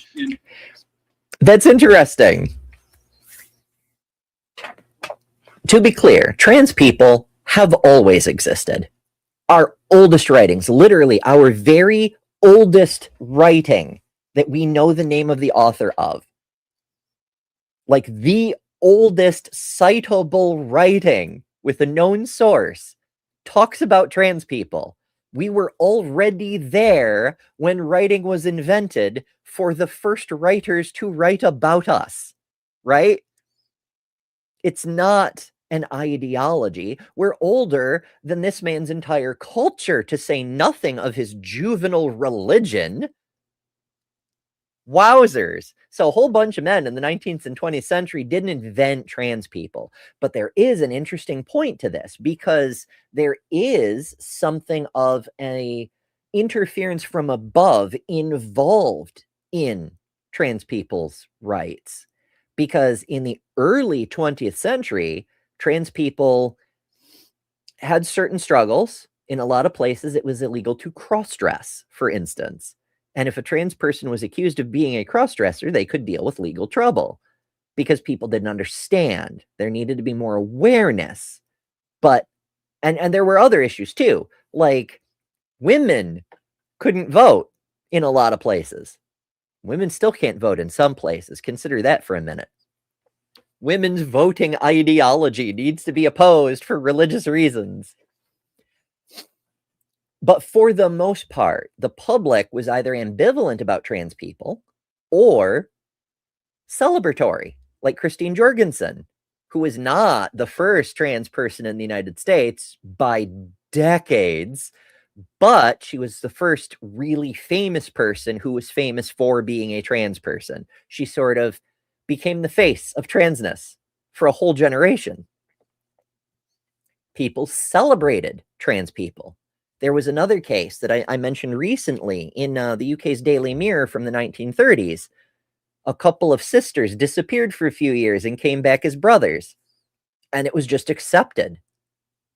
People were curious, but people thought it was great that they'd done something to make their lives better, to be who they really are. That was the prevailing attitude.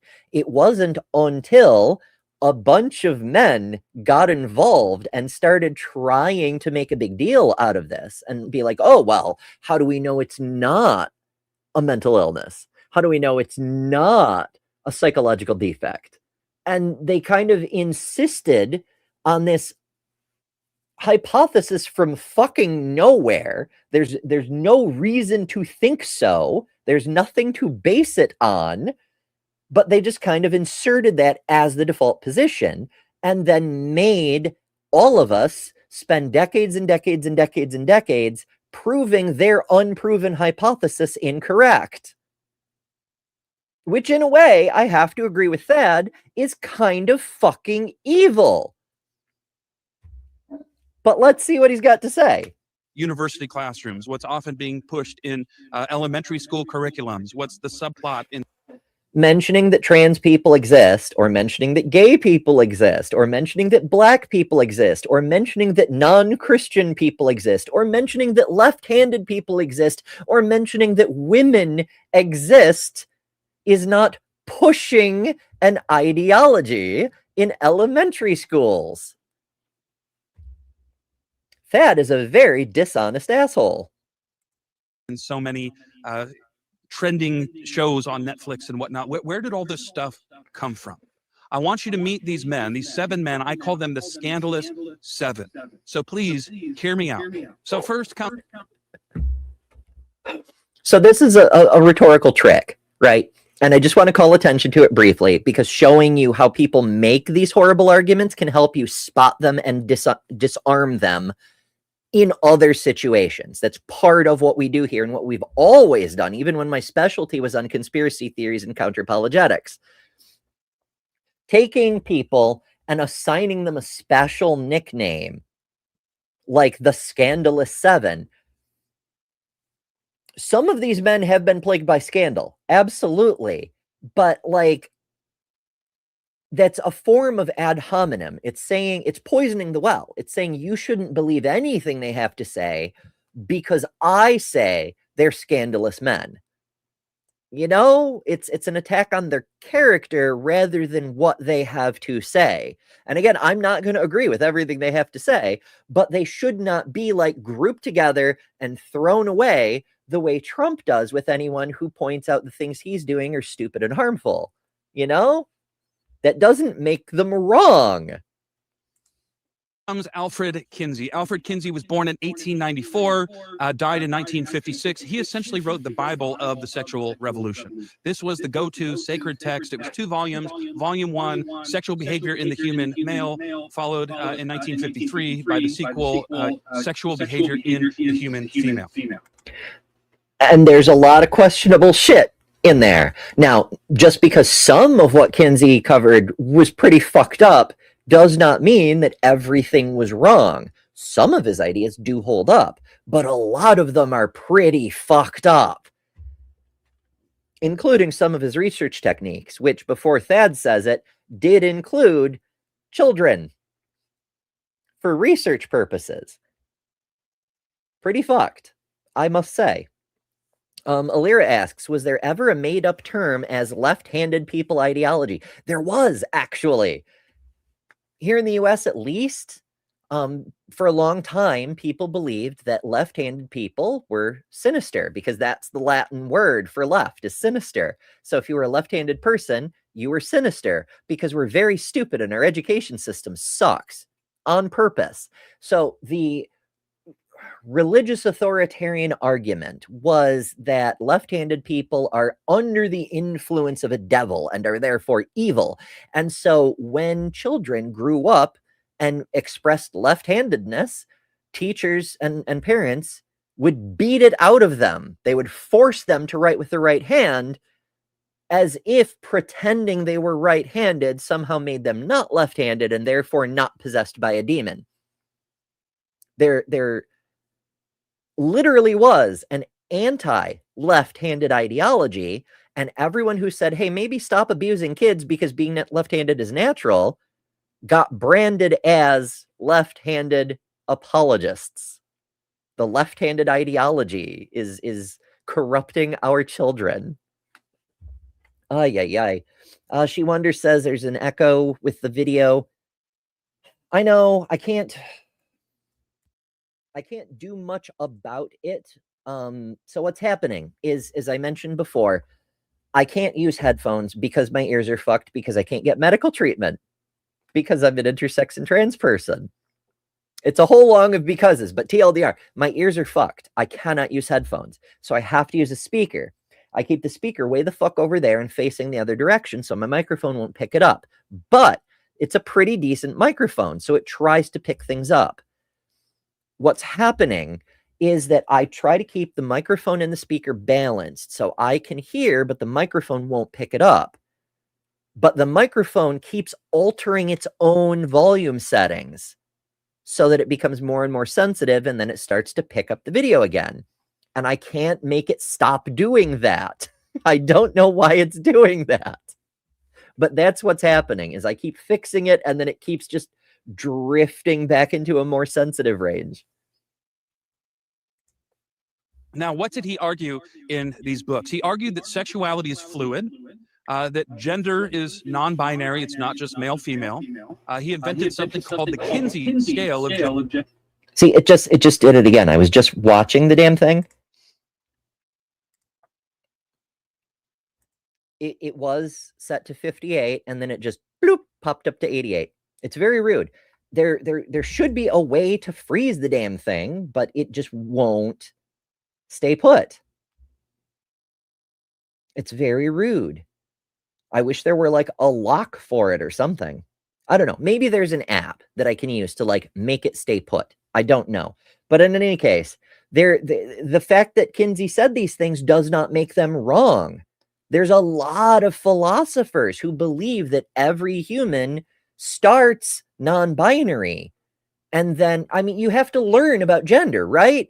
Like your whole childhood this is how you grow up to be a woman. You know, this is what it means to be a boy so that you can grow and become a man. Like you have to be taught these things. They're not innate. And if they have to be indoctrinated into you, they're not biological. Duh. Gender fluidity. And he based his research on interviews. This is all well documented. This is public knowledge. He interviewed over 1,000 sex offenders and pedophiles as the primary source of his data. He hated monogamous heterosexuality. He saw that. Did he? Like, so he's interviewing. So first of all, interviews are not the same as data. It's a collection of anecdotes, right? Like you can collect some data from it, but it's never going to be like a population-wide sample unless your population is specifically a very small number of that specific type of people, like sex offenders. But interviewing a few people to gather bits and pieces to help support a hypothesis, and then gathering data from larger surveys are not the same thing. But whatever. That is inherently oppressive. So these ideas that we hear now on college campuses at protests that, you know, we need to resist the white cis heteropatriarchal oppression, a lot of this stuff goes back to Alfred Kinsey. Well, what do we know about Kinsey as an individual, as a person, how he lived his life? Is he the kind of person you would want to look to as an authority on human sexuality? Well, again, here are the facts. So we're not even talking about what he said. This is just character assassination. This is just, well, should we listen to this man because he believed in these things I don't like? Was there a reason he believed in these things you don't like? Oh, we're not going to talk about that. We're just, oh, he's icky and therefore wrong. What are we doing? Facts that are all out there for public consumption. He sexually abused minors in his research. And this brings me no pleasure to say the video might. It is true. Kinsey should be called out for his research that abused minors. Yes, definitely. No question. Just like John Money, whom I'm sure he'll get to soon, because they can't seem to talk about this without talking about John Money. But never mind him for right now. I do want to call attention to the double standard, because Thad has a big fucking problem with the abuse of children from Kinsey, but he will not even talk about the abuse of children in his own church. He's very selective about when he's outraged about abuse of children, and it's very telling. Even get taken down for this, so I'll be careful how I say it. But there's a section in the Bible of the Sexual Revolution, the Kinsey Report, called Multiple Orgasms. Does Kinsey ever call that the Bible of the Sexual Revolution? Or did Thad just make up his own term and try to make it apply as if it were descriptive? Let me see. I'm Googling the Bible of the Sexual Revolution. Let's see. It's often used to describe the Kinsey reports.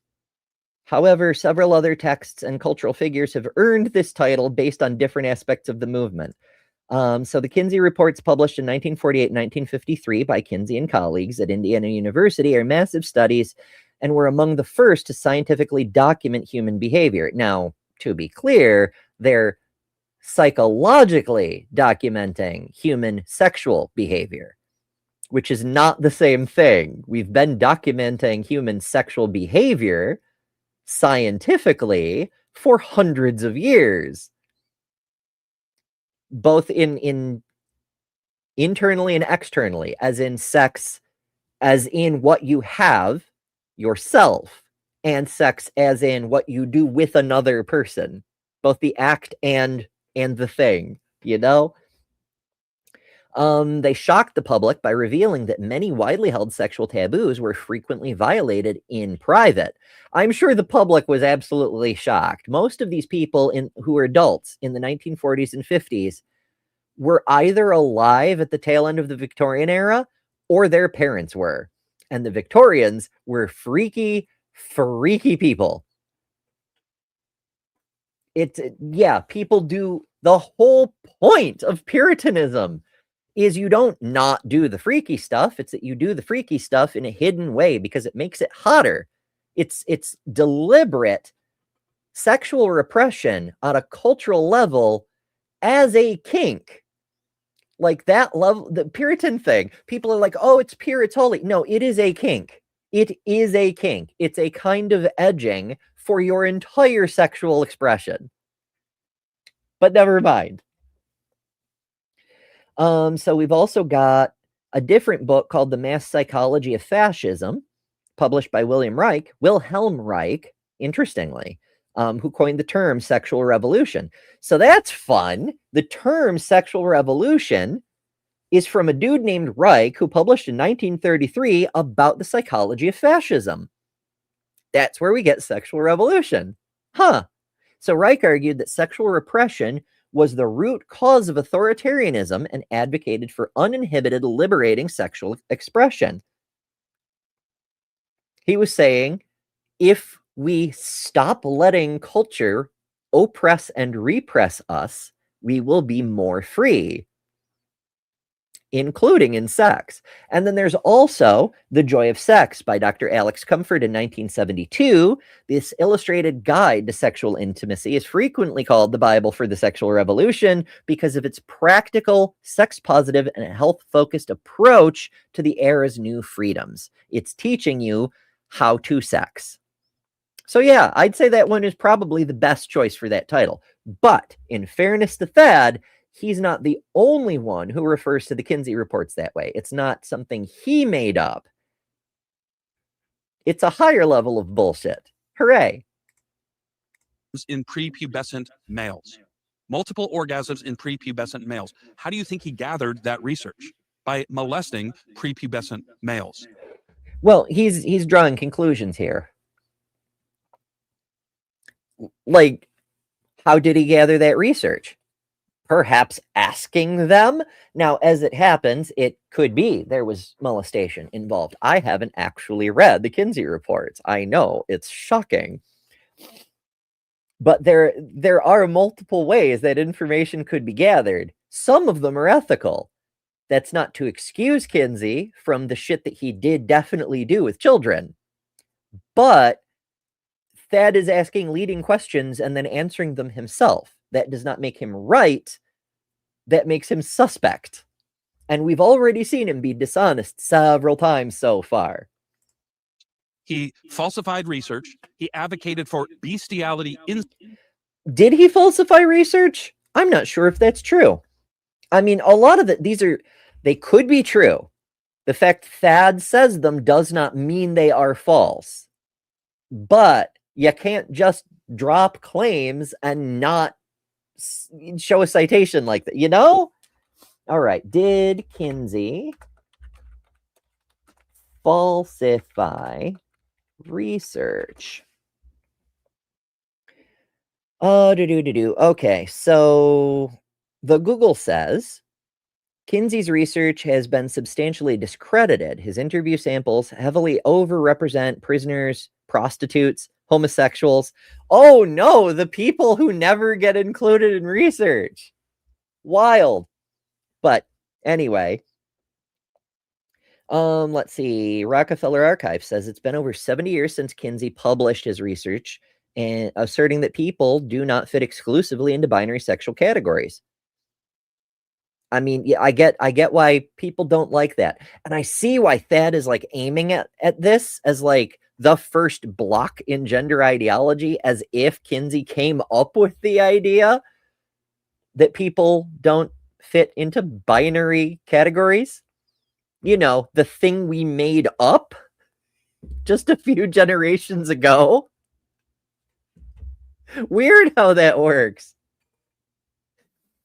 Hey, did you know not all people are right-handed. There are some left-handed people, and I realize it makes me a monster to point that out, but it's still true. Fucking wild. All right, so it seems like there's some criticism about sampling bias. You know, we've already talked about the prisoners and the prostitutes problem. That's the prisoner prostitute problem. That needs to go on a t-shirt. There's also other selection biases, like the volunteer bias, because you can only get information from people who agree to be interviewed or who agree to participate in a survey, then your data contains volunteer bias because you're only getting the data from the people who agreed to give you data. QED, but that is technically a sampling bias. And that means the reason it matters is because it means the people who agreed to work with you are statistically significantly different from the general population, or at the very least, you can't apply that data to the general population. In theory, there's a bunch of other stuff about controversial methodologies. For example, in one research piece on childhood sexual behavior, he was accused of manipulating data by representing findings from a small number of individuals, in some cases one individual, as a broader statistic on a table, as if they had equal weight. Here's the finding, regardless of how many people involved in the study. And that is a problem. Like, that kind of bullshit is how we get, you know, Blanchard and Zuck and so forth with their, oh, well, you know, I talked to one person who thinks of themselves as a fetish, as a sexual fetish, and therefore all people do this. No, that doesn't work. There's also ethical concerns, methodological concerns, especially where it concerns the data gathered on children and marginalized groups, and that the people who participated faced considerable backlash. But none of these are all ethical issues, these are all methodological issues, but none of them are the same as falsifying data. You know, there is a bit of a difference. Incest, pedophilia, and sadomasochism. Again, this isn't a hot take. This is public information. I will leave all the receipts in the description to this video.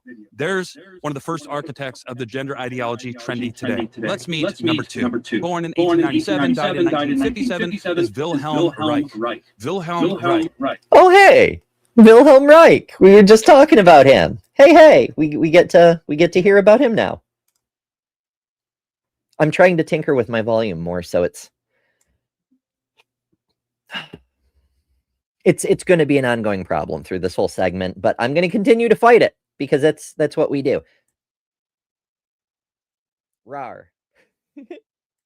His most popular book was the 1927 publication, The Function of the Orgasm. Well, what were his core dogmas? Well, he was the one who coined the term sexual revolution. Okay, cool. Thad is actually right about a thing. Fabulous. We love to see it. He promoted an ethic of if it feels good, do it. The kind of sexual expressivism that we need to achieve liberation from sexual repression. We need to... Yeah, like we were just talking about. Sexual repression is a tool of fascism. And I mean, that's obvious now that it's out there, but I wouldn't have thought to put those words together that way. So I guess thanks, Thad. You helped us learn something from a dude from 100 years ago. Hooray. To tap into our animal instincts. Animals don't have any, quibbles or taboos around sex. So to be truly human and not oppressed, you need to express all of your sexual instincts. Just like Kinsey, he thought monogamous heterosexual sex was an evil relic of religion that needs to be put permanently in the dustbin of history. I have thoughts on that. I understand that a lot of people are much more comfortable in monogamous situations, and that's great. You should live a life that makes you happy and not live how other people tell you you have to live. But the cultural norm of only, ever, always monogamy is a relic of religious control, or more precisely, it's a relic of authoritarian control weaponized by religion to express authoritarian control, or justified by religion, so the religion becomes a tool of the authoritarian control. Either way, kind of harmful. Yes. Well, what do we know about Wilhelm Reich as an individual? How did he live his life? Well, we know, again, it's public information. He battled recurring psychosis. He practiced something called vegetotherapy. Not even going to get into. Again, character assassination. We shouldn't listen to his ideas because he had struggles. Vegetotherapy, like, why is this relevant? Does this make him right? Does this make him wrong? Why are we talking about this? It's just dishonesty. I'm not going into Thad's background about, oh, well, I mean, he wears glasses. Clearly, he's a deviant who doesn't trust in God's perfect design. It's not relevant to what he's saying, Into that, he massaged naked patients regularly, including children. He had multiple affairs, and he defended pedophilia. He later died in prison. You know what's interesting about defending pedophilia? That's a thing that happens a lot in the churches and in the Republican Party and in the gender critical movement. I'm thinking of, what's her name? I want to say Michelle Bailey. That's probably wrong. I'm confusing her with Michael Bailey, who also writes lots of journal articles in defense of pedophilia. But this person, Mrs. Bailey, she's prone to giving speeches about the horrors of top surgery because it damages tender, uncaressed breasts and things. But yeah, tell us more about the dangerous pedophiles, Mr. Thad, Dr. Thad. I'm so sorry. Wilhelm Reich. There's the second member of the Scandalous Seven. Number 3, Michel Foucault, who is the most... So that's all he has to say about that is he coined this term, he had these ideas, and also he suffered mental illness and enjoyed vegetables, and therefore we shouldn't believe him. Like, that's the whole thing? Okay. Quoted scholar in the humanities of the last century, born in 1926, died tragically of AIDS in 1984, one of the first public figures to die of HIV and AIDS. His most famous work in this field is The History of Sexuality, published in 1976. What were some of Foucault's main ideas? How is he ruling the world from the grave? How have his ideas caught on? Ruling the world from the grave? Also, I do want to point out, sexual revolution, not the same thing as being a trans person.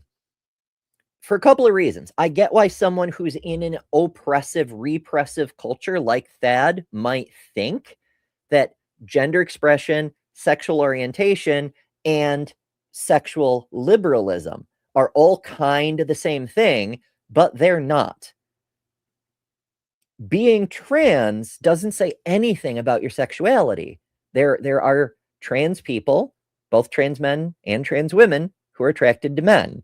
There are trans men and trans women who are attracted to women. There's people who do not care. There's, non-binary people. Anybody they're attracted to, it's still a queer relationship, These are separate things.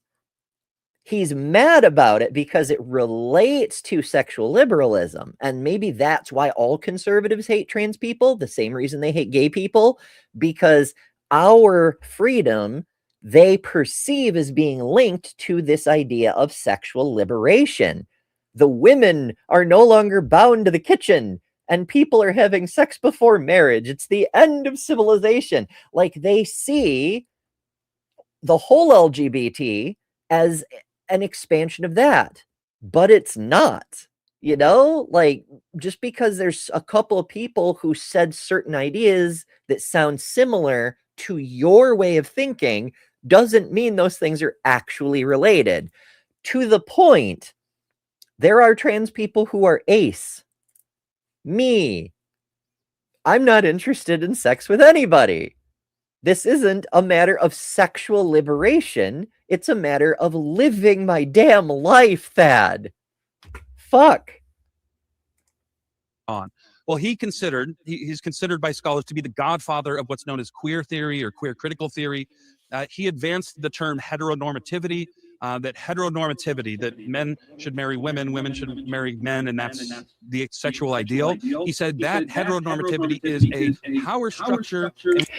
It's interesting the way he's phrasing this, because it seems like he's saying this person put a word to a practice that had already existed. Heteronormativity, the idea of heterosexual couples being the norm. Cool. He put a term to it. He gave it a name. And yet, Thad, would absolutely acknowledge that straight couples have been a thing for thousands of years. Just because someone in the 20th century put a name to it didn't invent it, didn't cause it to be. And yet, he may or may not do this, but so many people do. They pretend that when people in the mid-20th century came up with the term gender, that they invented the concept and that it had never existed before. So he's acknowledging, Thad right now is acknowledging that a person can come up with a term to describe a thing that already exists and are not inventing it, are not introducing that thing to the world. But his buddies, if not he himself, will do a different thing when it comes to terms like gender. They'll pretend it was invented and didn't exist before that. It's fucking wild.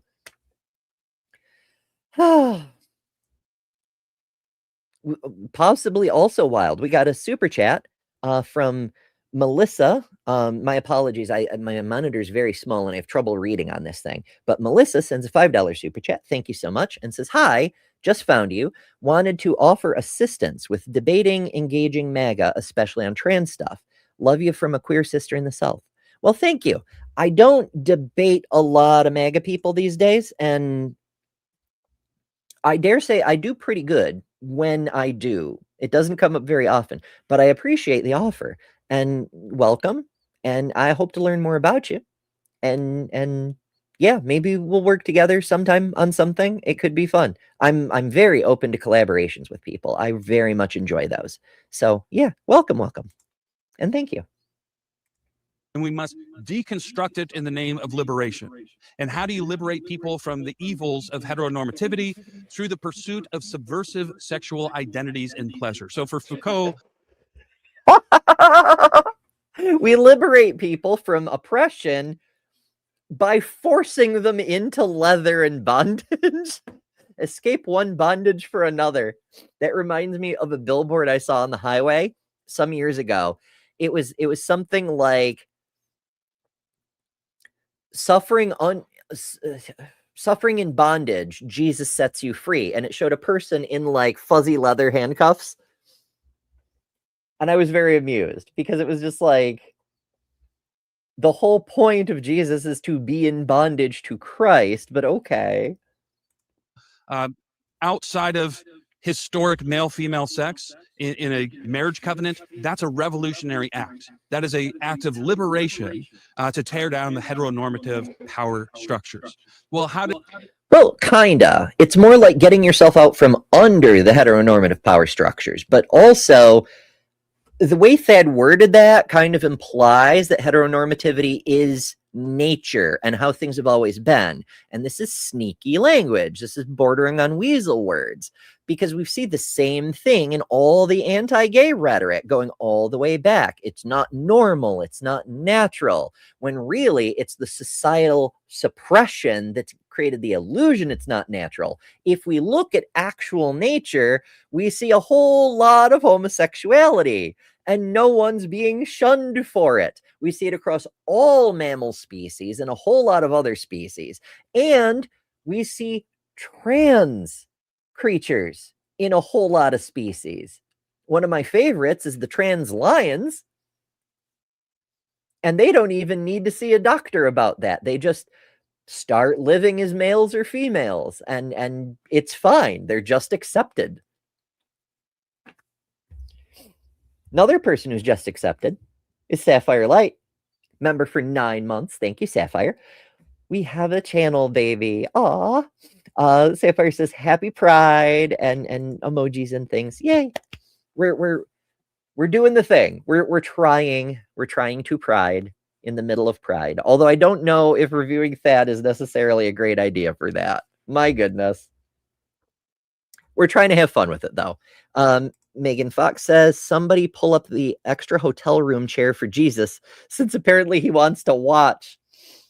Oh no, we're putting, that would make a great billboard.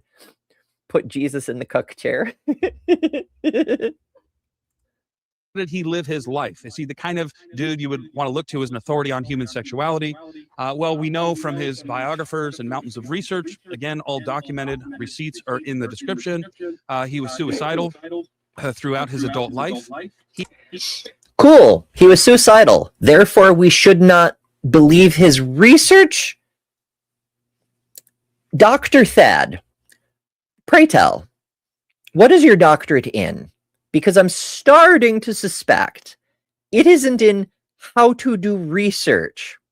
On that note, before we started this segment, I played a little promo for NanoCon for this year, the Nashville Nuns Convention happening July 31st near Nashville, Tennessee. I will be doing a workshop there with the Godless Engineer, helping teach people how to do research. Because even people with doctorates like Thad seem to suck at it. They're like, oh, well, I can just disregard these peer-reviewed studies because the author was suicidal at one point. No, that's not how anything works. So Thad, I invite you, come to NanoCon, take our course, participate in our workshop. We'll show you how to get better, more reliable information with your research. He argued, and again, the receipts are in the description, for, quote, consensual sex between adults and children. He campaigned to legalize pedophilia in France. He himself practiced sadomasochistic sex/torture and tragically died of. He was into kink, therefore he's bad. As far as the positions about pedophilia, maybe so, I don't actually know. But there's this. Thad, once again, very upset about this man's positions, but never says a word about the churches, any of the churches, or the politicians that he holds up as symbols of moral virtue. You know, the whole group of people on that certain island, for instance. But never mind that. HIV in 1984. Our fourth member of the Scandalous Seven, our fourth architect of the gender ideology that has swept through the Western world, born in 1885, died in 1986, is Harry Benjamin. Harry Benjamin's most influential book is called The Transsexual Phenomena, released in 1966. What did he stand for? He championed today's dogma that you hear all over the place, that, quote, the mind of a transsexual cannot be adjusted to the body. We must adjust the body to the mind. Broadly speaking, that's true. Like you we're not doing trans lobotomies on people. We don't do lobotomies anymore. You can't alter the neurology of a person to be other than what it is. And so to eliminate that discomfort that comes from a mismatch between body and brain, you can alter the body. You can fix that, you know? Much like when there is pain in your arm, you can't just start deleting neurons until you stop feeling pain. You're much better off fixing the arm, and then you will stop feeling pain. It's the same thing, Thad. This is not difficult to understand. I wonder what rhetorical tactic Thad might be pursuing in trying to misrepresent this statement.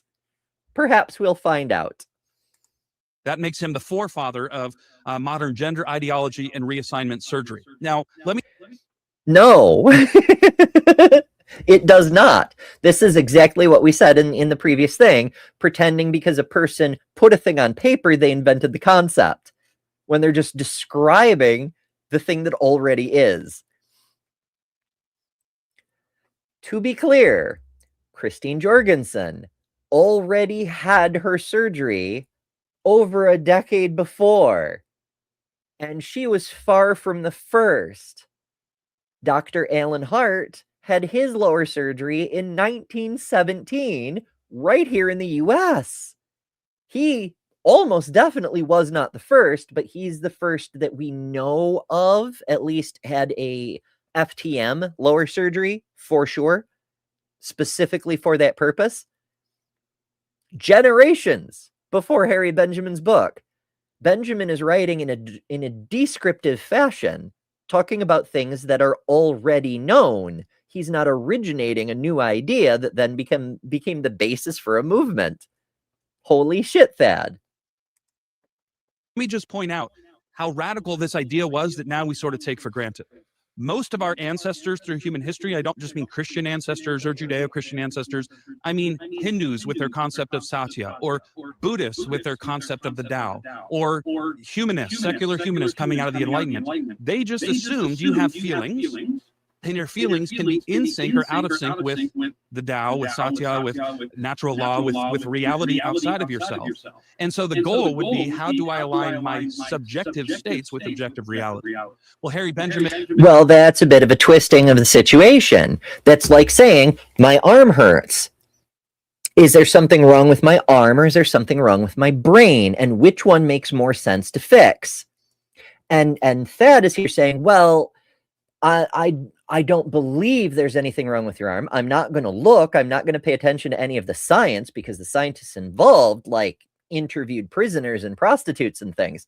But objective reality says there's nothing wrong with your arm. It's true. I haven't examined your arm and I don't know any of the underlying science, but I'm going to say there's nothing wrong with your arm. Therefore, you are trying to impose your subjective experience of there being pain in your arm onto the objective reality of there not being anything wrong with your arm. But again, Thad has never looked. So who's really trying to project their subjective experience onto external reality? You are telling the person with the hurt arm their arm does not hurt and their brain is broken, when their arm definitely hurts, and there's probably a reason that maybe we should go look, perhaps. Been, writing sort of the philosophical coattails of men like Fred Nietzsche and Jean-Paul Sartre, who we'll meet in a minute. He reversed that. He inverted that. And that's sort of become the new normal. That if my feelings are out of sync with objective reality, what needs to change is objective reality. I need top surgery. I need bottom surgery. See, that's not the same thing. Not even remotely close. That's like saying, if I say my arm hurts, that is out of sync with objective reality. He's presupposing his own objective reality, but it's his own subjective predisposition to deny things that he doesn't already agree with. That is not objective reality. What is objective reality is Alira the Free gifting 20 Ember ships. Thank you, Alira. It's so great, so wonderful. I love it so much because so many people get to be part of the community and engage and come play and also enjoy all the fun emojis, which again, my clicker is misbehaving today, but I'm going to put a few of the emojis into the chat here just to show them off because they're pretty freaking neat. And not only do channel members get access to special emojis, but there is a whole bunch of member exclusive content. There's member early access to new recorded videos, a whole bunch of stuff. I hope y'all enjoy. I hope you become permanent members because it really, really helps me continue to afford paid meds and groceries so I can continue doing shows. But also, it helps the channel. It helps the community. I very much appreciate it. Thank you, Alira. I need testosterone or hormone blockers or puberty blockers or something like that.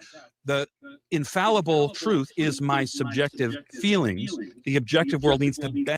This is such a weird thing because he's substituting his own subjective feelings for the objective reality that people with a medical condition need medical treatment for their medical conditions. He's pretending his subjective viewpoint is objective reality. He's doing the thing he's accusing other people of doing. It's so weird. Bend around my will. That's Harry Benjamin. Well, what do we know about him personally? Harry Benjamin experimented. Now we're just going to go into the character assassination again. Should we pay attention to his research and the things he said? Well, what do we know about him personally? If he wasn't a good Christian, if he didn't tithe 10% and participate in my specific interpretation of my specific denomination, of my specific translation's copy of my favorite holy book, then you can't trust a damn thing the man said. Is that what we're going to do here? Is that what's going on? On children's bodies. He was undeterred when his research assistant revealed, quote, "There's too much unhappiness among people who have had the surgery. Too many end in suicide." And this is a fine. That's a good note, but it may not indicate the thing that Thad's going to pretend it indicates.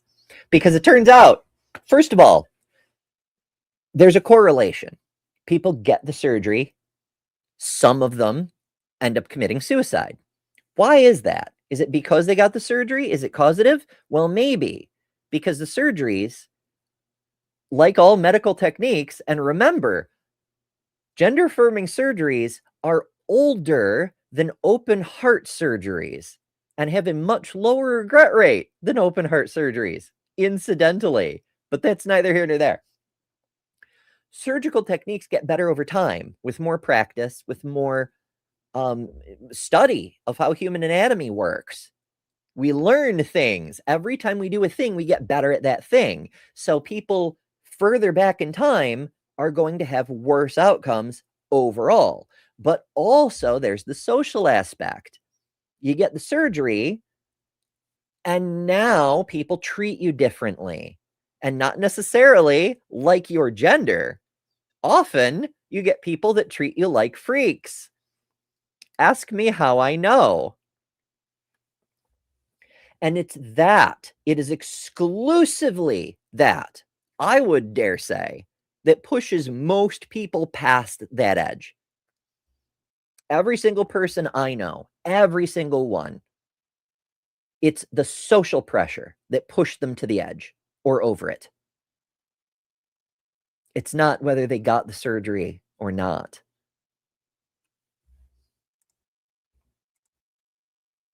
Curses. This mouse is going to be the death of me. I mean, it's not. I know precisely what's going to be the death of me. But it's a fun phrase. Finding from way back in the 60s and 70s that's only being reinforced now in the 2020s. This is why Europe has walked back its quote-unquote gender-affirming care, realizing that if you look at a very short time span. Point of order, Europe is not and has not been walking back. In fact, Europe, the European courts, for instance, have been pushing forward against governments that are trying to roll things back for political reasons rather than scientific ones. Everywhere that's paying attention to science is continuing to expand access to healthcare for trans people. And everywhere that isn't is facing repercussions because they're trying to put politics over the science. After, say, testosterone injections. Yes, there's a rush of euphoria because you have testosterone pumping through your veins. But when you stick with patients after the first couple of years, when you get to the 10-year, the 15, the 20-year mark, what we're finding is that these supposedly life-saving surgeries end up having a having testosterone rushing through your veins does not require a surgery. Also, does Thad believe that having testosterone rushing through your veins is equal to euphoria? Because I gotta say, folks, so one of the medicines that I've had to take is a hormone blocker, right? Like you have to block certain endogenous hormones so that other hormones can work properly, right? I missed taking that medicine once, and I felt like absolute shit the whole day. I forgot the dose once, and I felt like shit. It is not euphoria to have the wrong hormone flooding your body. In fact, it's one of the things that makes you so miserable before you get access to care. Because here's a fun thing. The human brain, it's weird. It's a strange organ. It does some crazy shit. But one of the things that it does is it acts and functions differently under the influence of different hormones. And if you have a brain that's wired to run under the influence of estrogen and you expose it to testosterone, it's not going to work optimally. In fact, there's going to be a number of critical system faults. There will be a lot of distress, and vice versa. If you have a brain designed for testosterone and flood it with estrogen, it will misfire. Like trying to put diesel in a gasoline engine. If you have a gasoline engine, you cannot put diesel in it. If you have a diesel engine, you cannot put gasoline in it. It's very much the same thing. If a trans person has a, let's call it a female brain, and you try to make that brain live in a male body, it's going to have a very bad time. But you don't need a surgery to deal with that. These are not the same thing. Thad is just exposing that he knows very, very little about this thing he's making a pretense of being expert about. Alira the Free sends us another super chat for 55 Turkish lira and says, a religious apologist talking about objective reality. How ironic. Even the show Supernatural's more realistic than their storybooks. Now, it's true, it does vary from religion to religion, but Thad happens to be of the camp who advocates for, talking donkeys winning debates and things. So there's that. That negative effect, that people end up suicidal and self-loathing after these surgeries that have been marketed to the public as essential and life-saving. Now, none of that is true. First of all, every single thing in trans healthcare, every single one, was developed for cis people and is still to this day used by cis people way more than by trans people. If they're safe and effective for cis people, they're safe and effective for trans people. Also, our studies of regret rate show that that's not the case. People do, none of what he said is true. The regret rate for trans procedures, not just surgeries, but all of it, the psychological stuff, the social stuff, the hormones, which are not surgeries, Thad, all of it is lower than for literally anything else we do. People regret their LASIK eye surgery at higher rates. People regret having children at higher rates. The fact the rates are so low, in fact, tells us that we are gatekeeping too hard. We're making it so that only people who have no chance of regretting it, basically, are able to get it. People who need open heart surgery should be able to access open heart surgery, even if they regret it after, because they're alive to regret it. The same thing is true here. There should be many more people regretting trans care, because there should be many more people receiving trans care, including some who wind up regretting it. Because the fact there aren't shows us we're not reaching many of the people who do need it.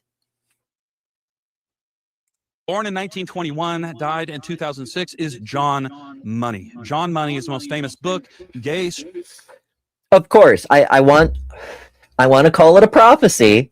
I want to do like Riverboat Jack and be like, called it, John Money would come up. But I mean, that's not even a prophecy. Obviously, they're going to go with John Money. Straight and In Between, released in 1988. He's the one who coined the term gender identity. And that's not true. He did not coin that term. He popularized it, possibly in that book, but he did not invent it. But again, Thad doesn't know anything about what the fuck he's talking about. Is now just part of our popular lexicon. He coined the term back in 1967. He believed what is being taught in gender studies and social science and humanities and English departments in universities around America. He taught that gender is just a social construct. It's a purely subjective phenomenon. It's not purely subjective, it's intersubjective. There's a thought experiment that sometimes people conduct in order to try to understand the trans experience. And it's basically, you wake up on a deserted island with total amnesia about your history. You can't remember anything. Now, assume there's no threat to your survival. Perhaps there was like a plane crash, but there's portable shelters and unlimited meal kits and water and shit. So you don't have to worry about your survival. But you're on this deserted island with no memory of your own history. How do you determine your gender, and what is the relevance of your gender in that circumstance without any social external input?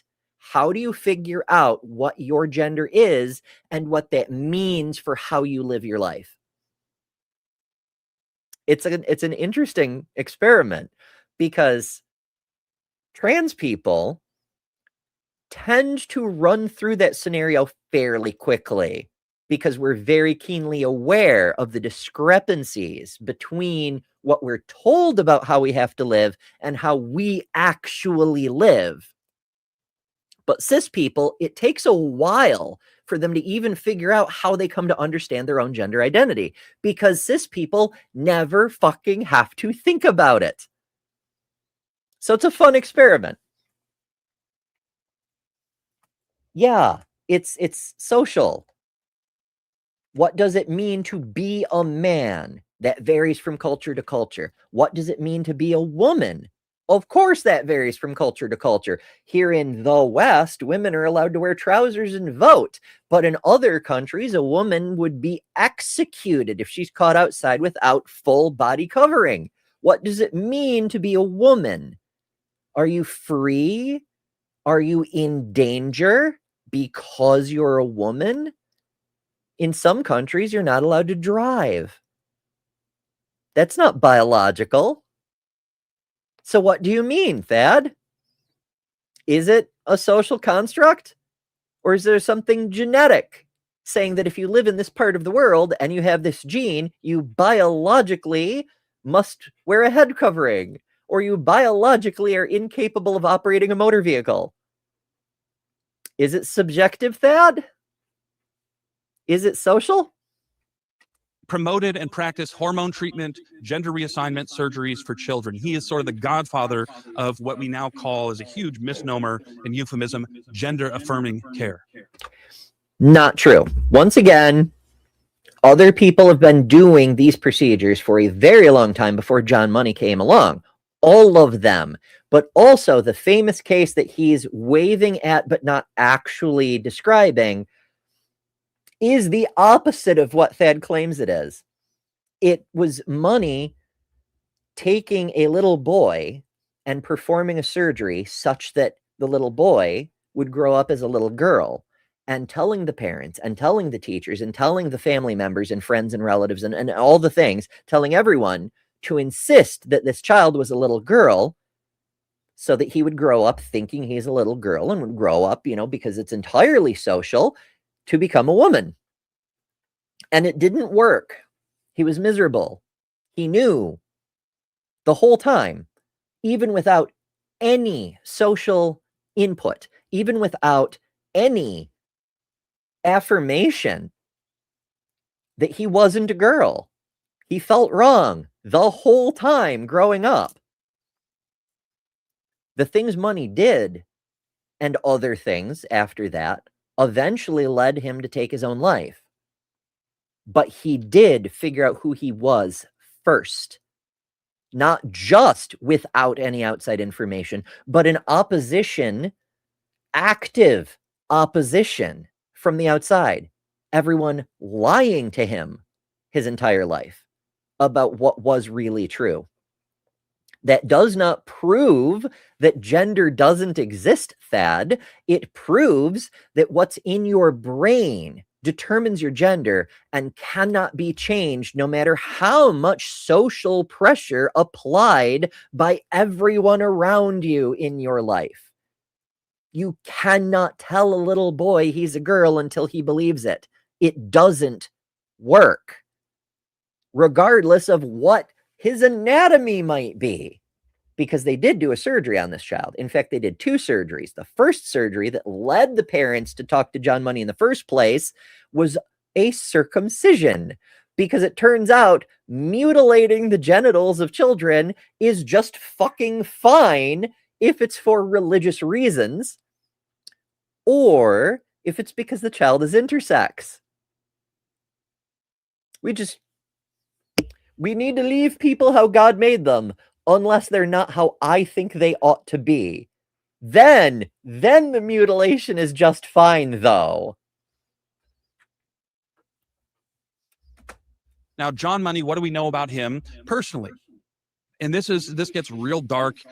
Feel free to research this. I don't have the heart to get into the gruesome details, but he experimented on 6-year-old twins. He would make them strip naked and simulate sex acts. He would show them pornography when they're 6 years old, and he personally sexually abused them.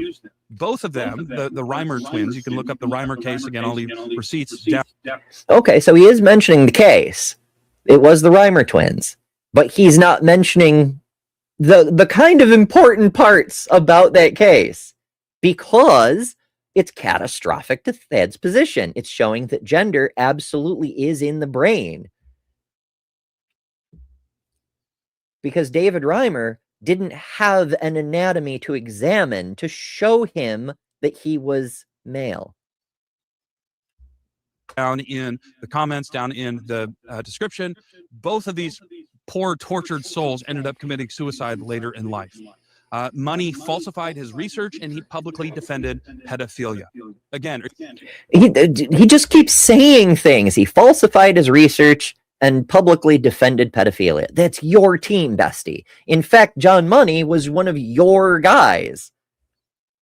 But never mind that. That's entirely a whole different thing. Now, in this case, there is something to the falsified research, in that it isn't the research exactly, it was the claims made about the research. Money continued to say that the Reimer twins experiment, the forced reassignment of David Reimer as a little girl, had been successful even years after David had transitioned, or detransitioned, if you want to be technical, back into a man. He was saying it was successful even after David had changed himself back. That's not false research, that's just lying. Are you seeing a picture emerge here? Do we want anything to do with gender ideology if these were its architects? Let's meet Jean-Paul Sartre. Born in 1905, died in 1980. A prolific playwright, author, philosopher, wrote Being and Nothingness, wrote Existentialism and Human Emotion, wrote the play No Exit, and several others. And he really... No Exit. I know that one because I'm a theater nerd. It's a TLDR. If you're not familiar, it's hell is other people. Took an old idea that you find in the Bible and you find in Aristotle, that essence precedes existence. That's the idea that you're put here on purpose. You're built with an essence, with a nature, and you achieve meaning or fulfillment by living in sync with your nature. Sartre flipped all that upside down. He flipped it on its head and said, no. Existence precedes essence, meaning you just are. You just exist. You're sort of barfed into existence by a mindless cosmos. And now it's up to you to, through an act of willpower, create your own essence, create your own meaning, create your own... Sartre is not exactly the origin of that. Like, we see that in Nietzsche, we see that in fucking Voltaire, we see it in the ancient Greek stuff. This was one of the old discussions, the pre-Aristotelian discussions. Do you have a purpose, and then your nature follows that purpose? Or do you have a nature, and then you develop a purpose from out of your nature? I mean, it presupposes the idea of purpose, But the point is, this discussion has been going on for a very long time. The fact is, we don't even know if there is such a thing as an essence. It's effectively the soul. He's invoking the soul. We don't know if a soul exists, but we have no reason to think so. So why are we even talking about this? Your own identity. So Sartre's existentialism really is sort of the worldview premise of today's gender ideologies. What do we know about Sartre personally? He was a notorious womanizer. Again with the fucking character attack. He's a notorious womanizer. The one person was into, he was a gay man, and therefore despicable because he liked men. Sartre likes women and is therefore despicable because he likes women. Like, you cannot win with these fuckers. For him, he describes sex as, quote, the sadistic conquest of another. He was hooked on amphetamines. He campaigned, again, just like Michel Foucault, he publicly campaigned for pedophilia. He described himself as, quote, gaga, I'm not stupid, but I'm empty. You look across the board at the founders of this ideology. Who was it who said that Lolita is the greatest work of fiction or her favorite book or something like that? Who could that have been? It's very strange. We're not even quote mining here. We're just saying things and making assertions about people that very easily could be misrepresentations. But even if those things are true, that doesn't mean the research the people did is incorrect. But also, again, the hypocrisy that Thad only cares about a person advocating for pedophilia when he disagrees with the thing the person presented intellectually. When it's a person on his own side, the Epstein folks, the church folks, etc., it's not an issue. It's not even a matter of ethics or credibility. It doesn't need to be brought up. They were miserable men. Do we want to be taking our cues on human flourishing and sexual flourishing from people whose own lives were such a wreck? And that it's almost like people who were having difficulty in their own lives wanted to find out why. Should we ignore the things they found because they were suffering? That's a really weird fucking thing to say. Leads us to our final member of the Scandalous Seven. This is another Parisian, just like Jean-Paul Sartre, another Frenchman. That's Jacques Derrida, born 1930, passed away 2004. Most famous book, Speech and Phenomena. He inspired queer theory by deconstructing language itself as an oppressive power play. So cool. I mean, queer theory kind of been around for a very long time. But also, I want to point once more at the fact that Thad started this video by saying, hear me out, let me show you that you can oppose trans people existing, having rights from a place of love. You don't have to be a hateful, dishonest bigot to oppose trans people. You can do it from a place of love. And this is the presentation he's making to support that claim. Half of the things have nothing to do with his ostensible point, and all of them are at best misleading, if not outright dishonest. But very, very, very few even tangentially relate to trans people. But this is how you can oppose trans people having rights from a place of love. Now, this reminds me of the argument of creationists, right? Like, creationists will run around saying evolution is impossible because Bible said so. They will try to poke holes in the model of evolution, the theory of evolution. And they will claim that because they have poked a hole in the most successful model science has ever produced, they've poked one hole in it, which they often haven't. They've misunderstood what the hell is happening because they don't know what they're talking about. But never mind. The idea is because they've poked one hole in it, evolution is false, and therefore creationism must be true. They've presented no evidence to support creationism because there isn't any. All they can do, even if we grant they disprove evolution entirely, cool, knock it down, erase it all, burn Darwin's books, whatever. we're still at zero. We still have no reason to believe creationism. You still need to present evidence for your claim. And in fact, if they could present evidence for their claim, they could just do that and we would believe them. They don't need to attack evolution. They can just show us the thing they're saying is true. The fact that they are attacking evolution is itself a demonstration that they cannot do that because the thing they're saying is not true. We're seeing exactly the same kind of conspiratorial pseudo-argumentation from Thad here. He's not showing us his position, where he comes from in love and why we should believe him. He's pointing at a couple fringe examples of extreme cases and misrepresenting what they said and what they mean and whether they should be believed, as if to say, I've poked a few holes in the theory of evolution, therefore you must believe my creationism. Now, I've said a few times recently, the gender critical position is a conspiracy theory, just the same as young earth creationism. It's of the same caliber, it's of the same kind, it's of the same flavor, and it's often believed by the same people for the same reasons. Thad is approaching this from a presupposition that the Bible is true. Now, the Bible doesn't actually talk about trans people, but a lot of people like to pretend it does.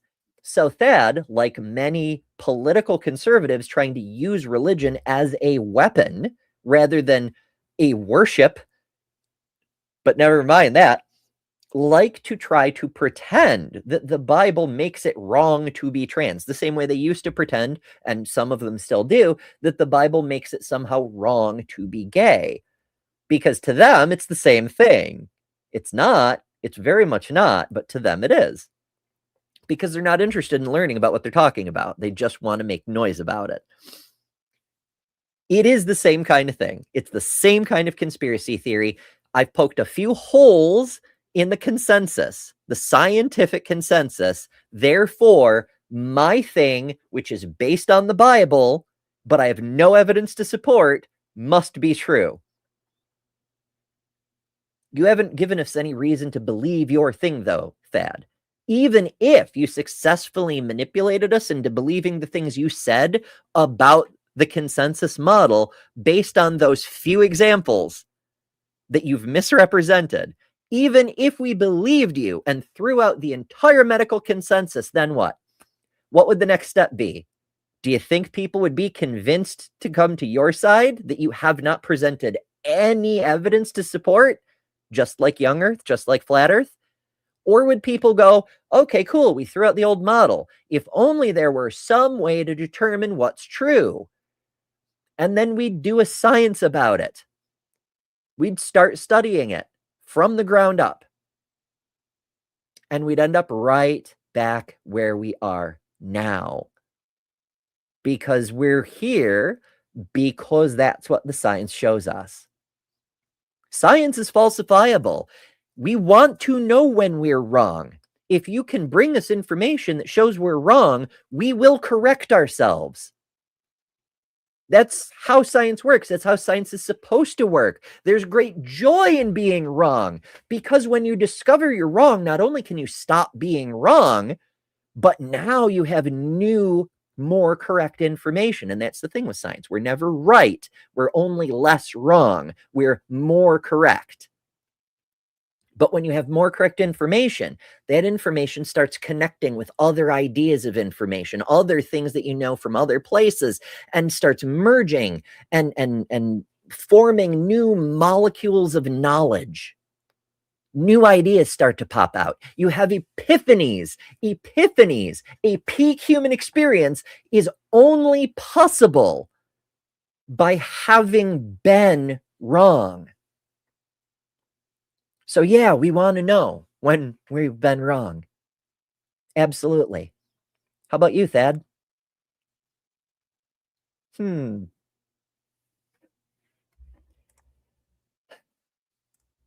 All the pronoun debates raging in our culture, you can lay a lot of that at the feet of Jacques Derrida. He said that words like he and she, or man and woman, or husband and wife, or mother and father, these are false binaries, and they're just tools of subordination. So we must, in his words, quote, disorganize the inherited order by, quote, trashing such binaries.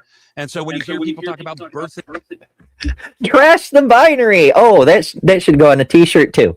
person or menstruating, a person who menstruates, a lot of this goes right back to Derrida. That's inclusive language, you asshole, because there are people who menstruate who aren't women. So affirming that male and female are binary. Also, not all women menstruate. Shocking. I know. You are the oppressor. You are unjust. You are the authoritarian. You need to be overthrown if humanity is going to make progress. Well, what do we know? This is a manipulative tactic of saying these people are trying to promote more inclusive language based on a better understanding of human behavior and psychology. It will make things better for people if we are more inclusive in our language. Cool. Thad is saying people who talk like that are saying you are an abuser. So if you go along with them, you're admitting they were right about you and you are an abuser. That's not what anyone is saying. Thad is doing some serious gymnastics to try to twist those words and make them fit his narrative. It's not just dishonest. It is intentionally malicious manipulation. Say that 5 times fast. Malicious manipulation. Holy shit. Words are hard, folks. What's less hard is gifted memberships. Emberships from Alira the Free. 20 gifted emberships. Thank you so much, Alira. And as I mentioned before, it's not just emojis. There's a bunch of cool emojis. And if all you want is emojis, you're welcome to them. But there's a bunch of other things too, like member exclusive content, early access to new videos, member streams when I can do those, and top level members get included in the comments or in the comments. Oh, I'm sorry, folks. My pain meds are wearing off and it's getting increasingly hard to brain properly. I don't know if you've ever been in severe chronic pain, but as the pain level ramps up, it uses up more and more and more of your brain's capacity. And so it makes it harder and harder. It limits the amount that you have for cognition. And it makes it difficult. That's one of the reasons I haven't been doing daily shows anymore. But my apologies. The point is, gift memberships are great. Top level memberships, the Cinder level, will get you in the credits at the end of videos. But even at the gifted level, there's a bunch of cool perks. I hope you enjoy it. I hope you become permanent members because it helps a lot. And thank you, Alira, for gifting. About Jacques Derrida personally, well, he described himself, quote, as a horrible Mediterranean macho man. A horrible Mediterranean macho man. His own sons disowned him for many infidelities. He often coerced his lovers. Oh, he cheated on his wives. We can't take his research seriously. To have abortions, and he refused to acknowledge the existence of a love child. Now that you've heard the scandalous 7, let me return to my original argument. I wonder how many priests and pastors have refused to acknowledge the existence of a love child. I wonder if that makes the message they're spreading more right or more wrong.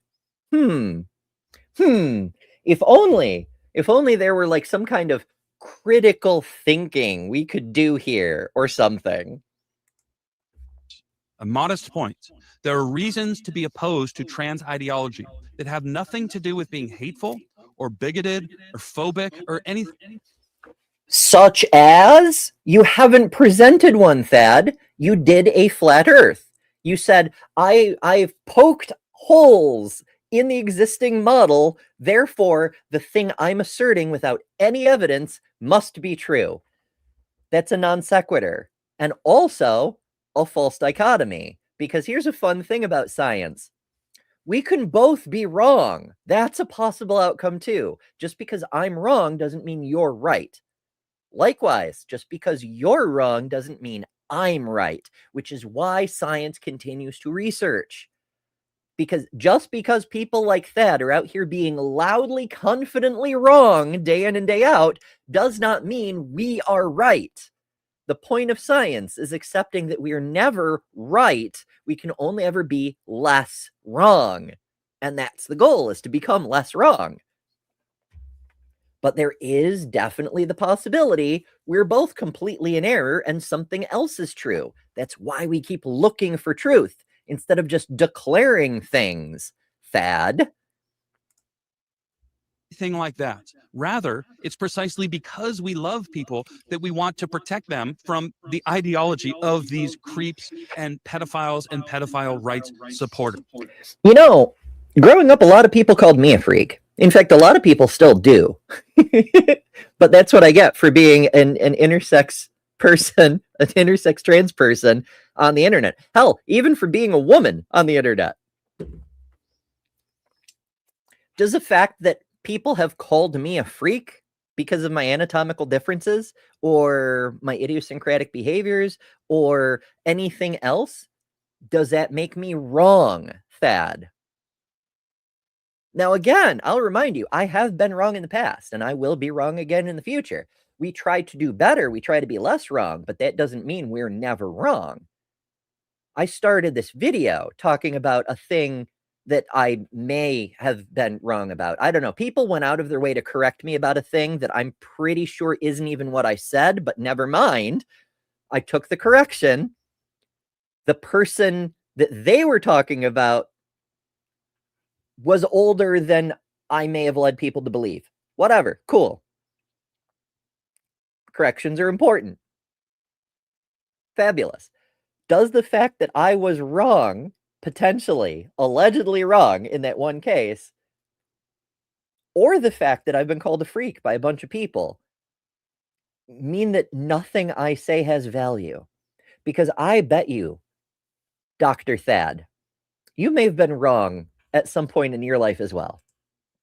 In fact, I dare say it may have happened more than once, even. In fact, I dare say it may have happened in this very video several times while you passively defend pedophiles by calling out other people as being defenders of pedophiles, but not the actual pedophiles, like the people on the Epstein Island situation and so forth.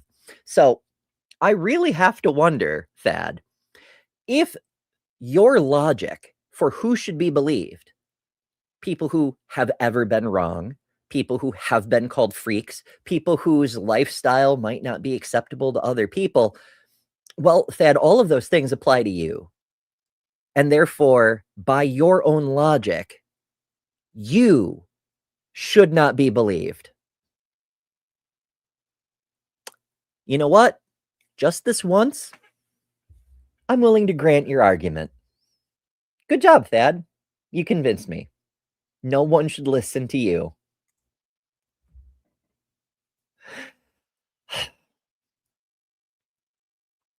We're very close to the end, folks, because my pain meds are running out really fast. But I'm also having some fun, so I don't want to end just yet. So I've got one more shorter thing that we can talk about. I'll take a quick break while I switch us over. I want to do a different quick break. I don't want to do that one. It's the right one though. Oh, nope. We'll save that for another time. All right, we'll just do the thing. We'll just do the thing. We'll do the one that applies to more preacher types, like Dr. Thad. Yes, let's do that one. It'll be fun. Back in a moment. My fellow pastors, it pains me to say a number of our number have been using artificial intelligence to create their sermons for them. I'm not against AI. I'm no Luddite. I understand technology moves along and we need to use the tools available to us to better do the Lord's work. But our sermons, our devotions, our worship, these are deeply personal, and they have to be by nature. How are we to convey the power and the majesty of the Holy Spirit if we do not speak from our own hearts? This isn't about using technology to do better or convenience or even inspiration from outside ourselves. It's about community and accountability. Who are we if the words we say in our most sacred duties are not our own? Who are we serving if we can't even be bothered to put in the time and attention to craft a real message with meaning and personal experience to help our people connect with the God who loves us all? It's a gamble, taking a chance, depending on an AI to write your sermons, that it won't slip in something you didn't intend or doesn't make any sense in the context of your message. And if you do want to gamble, you may want to consider looking at sportsbook.com, the internet's favorite place for safe bets, like the safety the Lord offers to all of us in heaven. Jesus did not speak in riddles. He did not offer only the words of another when confronted with the challenges of his world in his time. He told the truth from his heart as he saw it. And he called us all to follow that same path. That's brilliant. This is so good. Gang, I am on fire. So, to my fellow ministers, reverends, pastors, and priests, I ask, I beg, I beseech, set aside this technological toy and take up your mantle, your crook, and your book and put your heart back into your message for the love of God and the good of your congregations. Thank you. Would you like to expand on any of these points or create a sermon on a different topic? I hope y'all enjoyed that. I realize it's much more subtle than the internet culture calls for these days, but I'm sure some people really enjoyed that. All right, couple of notes. Sable Eagle says, safety data sheet. Methylbenzene is toxic and carcinogenic. So Thad might reply, I don't accept that. Therefore, in the beginning, the earth was without form and void, and the Spirit of God hovered over the waters. Where did the waters come from then? M-Series is here to say Russia is entirely correct in Ukraine, which is objectively false. But I want to highlight that because there have been a lot of criticisms. The same people who were correcting me on the age of the people involved in the incident in that video several months ago. To say that I don't allow dissent. That's not true. In fact, as I mentioned earlier when talking about Thad, I want to know when I'm wrong. You're allowed to disagree, and I'm here so that people can ask questions. Again, I'm trying to be the person that younger me needed and couldn't find. So I'm happy to answer questions. You can disagree, you can ask questions, all of these things. What will get you banned is being an abusive asshole. I will not tolerate abuse. So, M-Series, so far, is welcome here. Disagree all you like. Just don't be a dick. And also, Alira the Free sends us 55 Turkish lira. Thank you, Alira. And says, Ember, you've been a shining light of healing for me tonight. More so than you know. Your work helps so many of us. Please take care of yourself. Thank you so much. I am trying. I know I'm doing a bad job of it because I want to keep doing the show instead of like going and taking more medicine and like the other things that I should be doing. Oh, this won't take super long. And also doing the show is somewhat helpful. It's healing for me too, because like talking with you all, engaging with you all, it's in many ways the highlight of my fucking day. because the other things I have to do, the physical therapy, the medical treatments, it's not pleasant. Hanging out with you folks, while it has its trials and troubles, especially when abusive assholes enter the picture, it's really nice. So, lest you all be fooled about the whole parasocial thing, it actually does work both ways. I realize that people are capable of being parasocially connected in my general direction. That works the other way too. Seeing you folks there, it brightens my damn day. So thank you. Thank you for joining. Oh, goodness.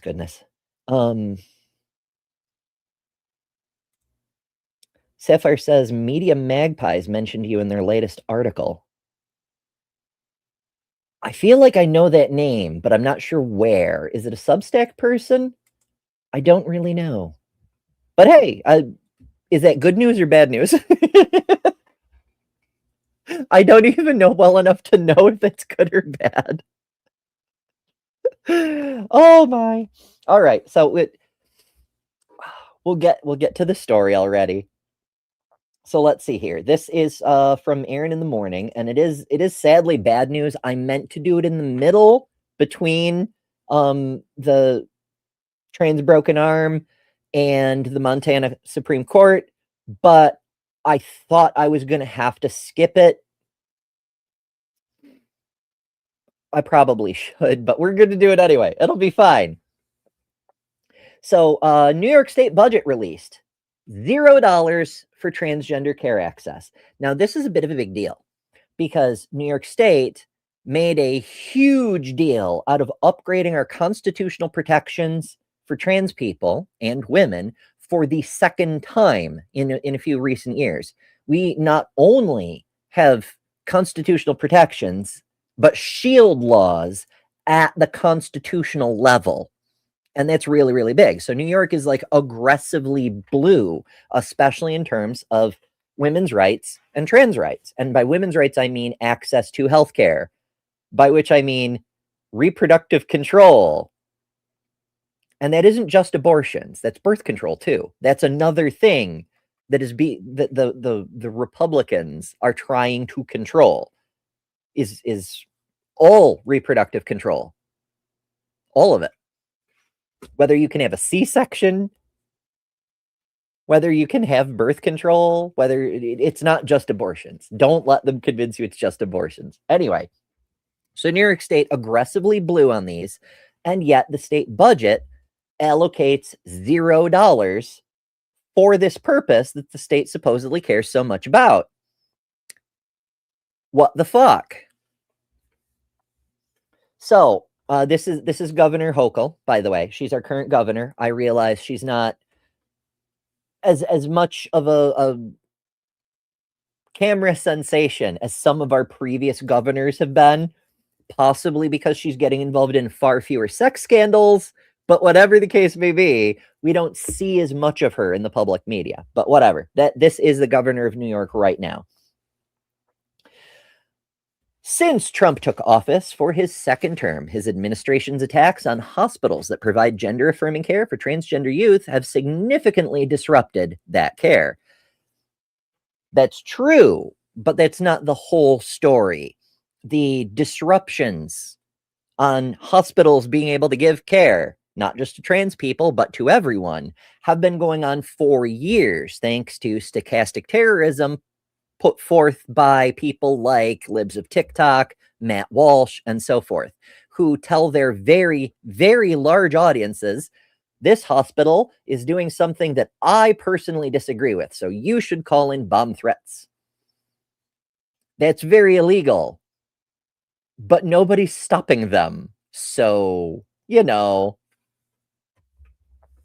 bloody hell. But it has gotten a lot worse after Trump took office again, partly because now the White House is piling on.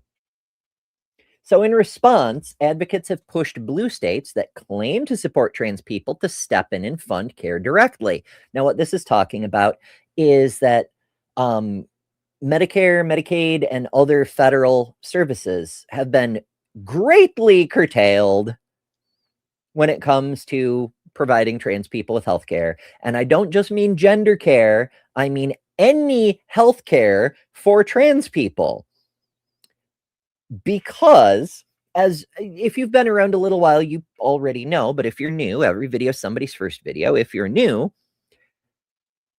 I have a number of major medical problems that require surgery that are not related to being a trans person, and yet I cannot get access to those because I'm a trans person. We don't cover surgical options for trans people. Would you like to do a psychotherapy about it? What?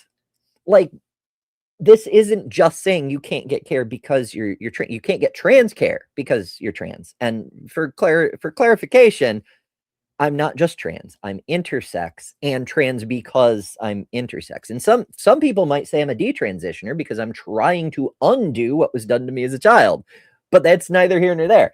The point is, these aren't just keeping us from accessing gender-related care.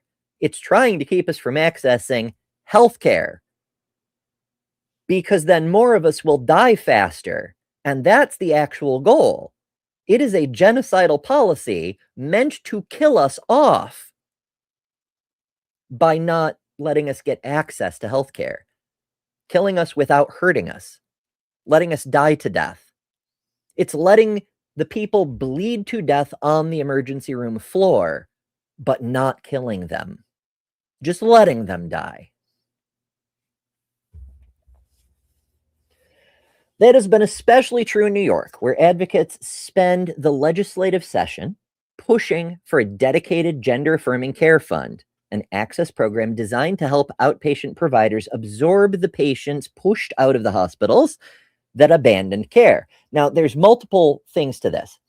Not only is it a funding problem, but it's also the federal government has illegally used its powers to try to withhold funding from hospitals that provide gender-affirming care specifically to trans youth, but also to trans people generally. And some hospitals have preemptively complied lest they risk their funding, and so have simply dropped all their trans patients entirely. And so now those trans patients, even when they do still have insurance, they have to go to a different hospital because that hospital will not treat them anymore. And that creates a backlog in other parts of the system. And it's a big old snowball of bullshit. But here we are. So we also need funding to help the patients who are pushed out of hospitals that abandoned care. The need has grown more urgent as New York City, whose mayor has made his own promise to fund gender-affirming care and hold hospitals that capitulate accountable, because the hospitals that are capitulating out of worries of lost funding are breaking laws to do so. Federal law, state law, New York City law, in the case of the New York City hospitals. They're breaking a lot of laws by refusing to treat patients on the basis of illegal executive orders because they're worried about funding. But Mandani likewise has failed to deliver for the transgender community. Now that the state budget is passed, and it contains exactly $0 for the critical priorities advocates spent months asking for. Quote, as the Trump administration continues to pose an existential threat to the transgender community, and that's an understatement of the century, we are profoundly disappointed that the financial year 2027 New York State budget invests $0 state dollars to support access to the health care many transgender, gender nonconforming, non-binary, and intersex people rely on to live in their bodies with dignity and health. Once again, a lot of intersex people require exogenous hormones, because if you do not have hormones that your biological system depends on to function, you will die.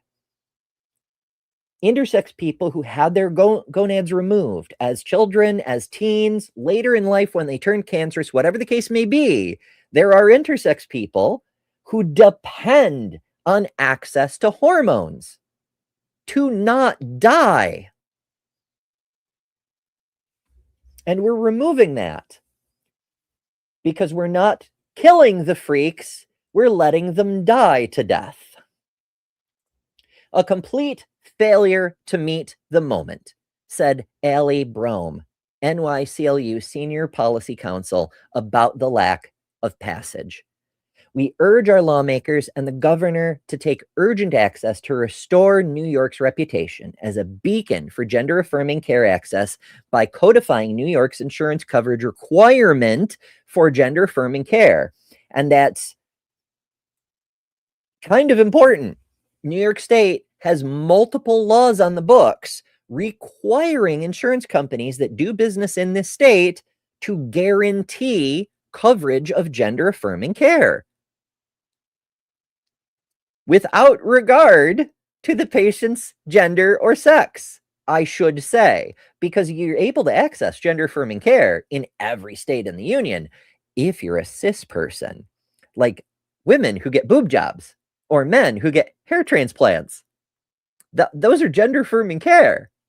But if you're cis, they're fine. Or men, 36% of men develop breast tissue, gynecomastia. It's the most common form of gender-affirming surgery, is males having their breasts removed. That is gender-affirming. Yes. Even Frank Turek, do I have the clip? I may not have the clip because I've got so many fucking clips. You know what? I'm not going to look for it right now. There is a clip I sometimes play of Frank Turek talking about how he had his breasts removed because he felt very uncomfortable about having breasts. That's gender-affirming care, bestie.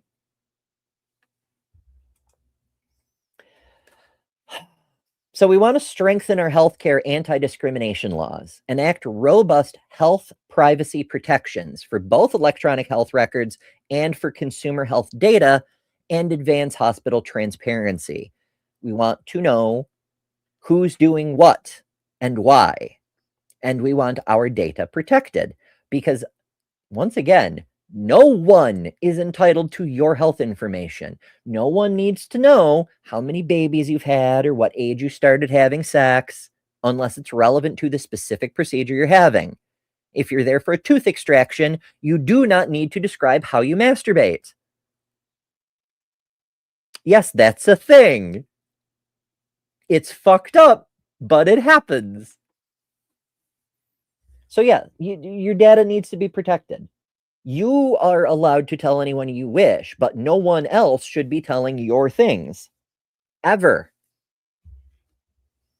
In fact, as we learned from the victim advocacy series, that's true for every situation. Even if you don't work for a hospital or are under HIPAA restrictions, other people get to keep their own stories.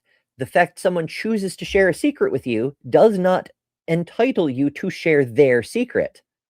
It's still their secret. It's still their story to tell. That should just be like the default for common decency, but what do I know?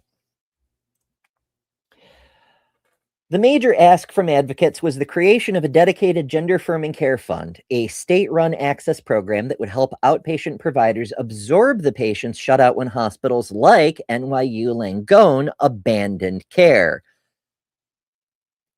Now, we've talked a little bit about Langone in previous shows. There's pluses and minuses. There's a lot of staff there who care a very, very lot. But there's also some staff there who are aggressively hostile and abusive to certain kinds of patients, who engage in discriminatory hostility, you might say. And the fact the hospital continues to tolerate staff members who are abusive and discriminatory towards minority patients is something of a problem. But that's a topic for another time. One proposal would have distributed money to clinics and providers continuing to offer care, including those that had lost federal funding for refusing to stop offering care.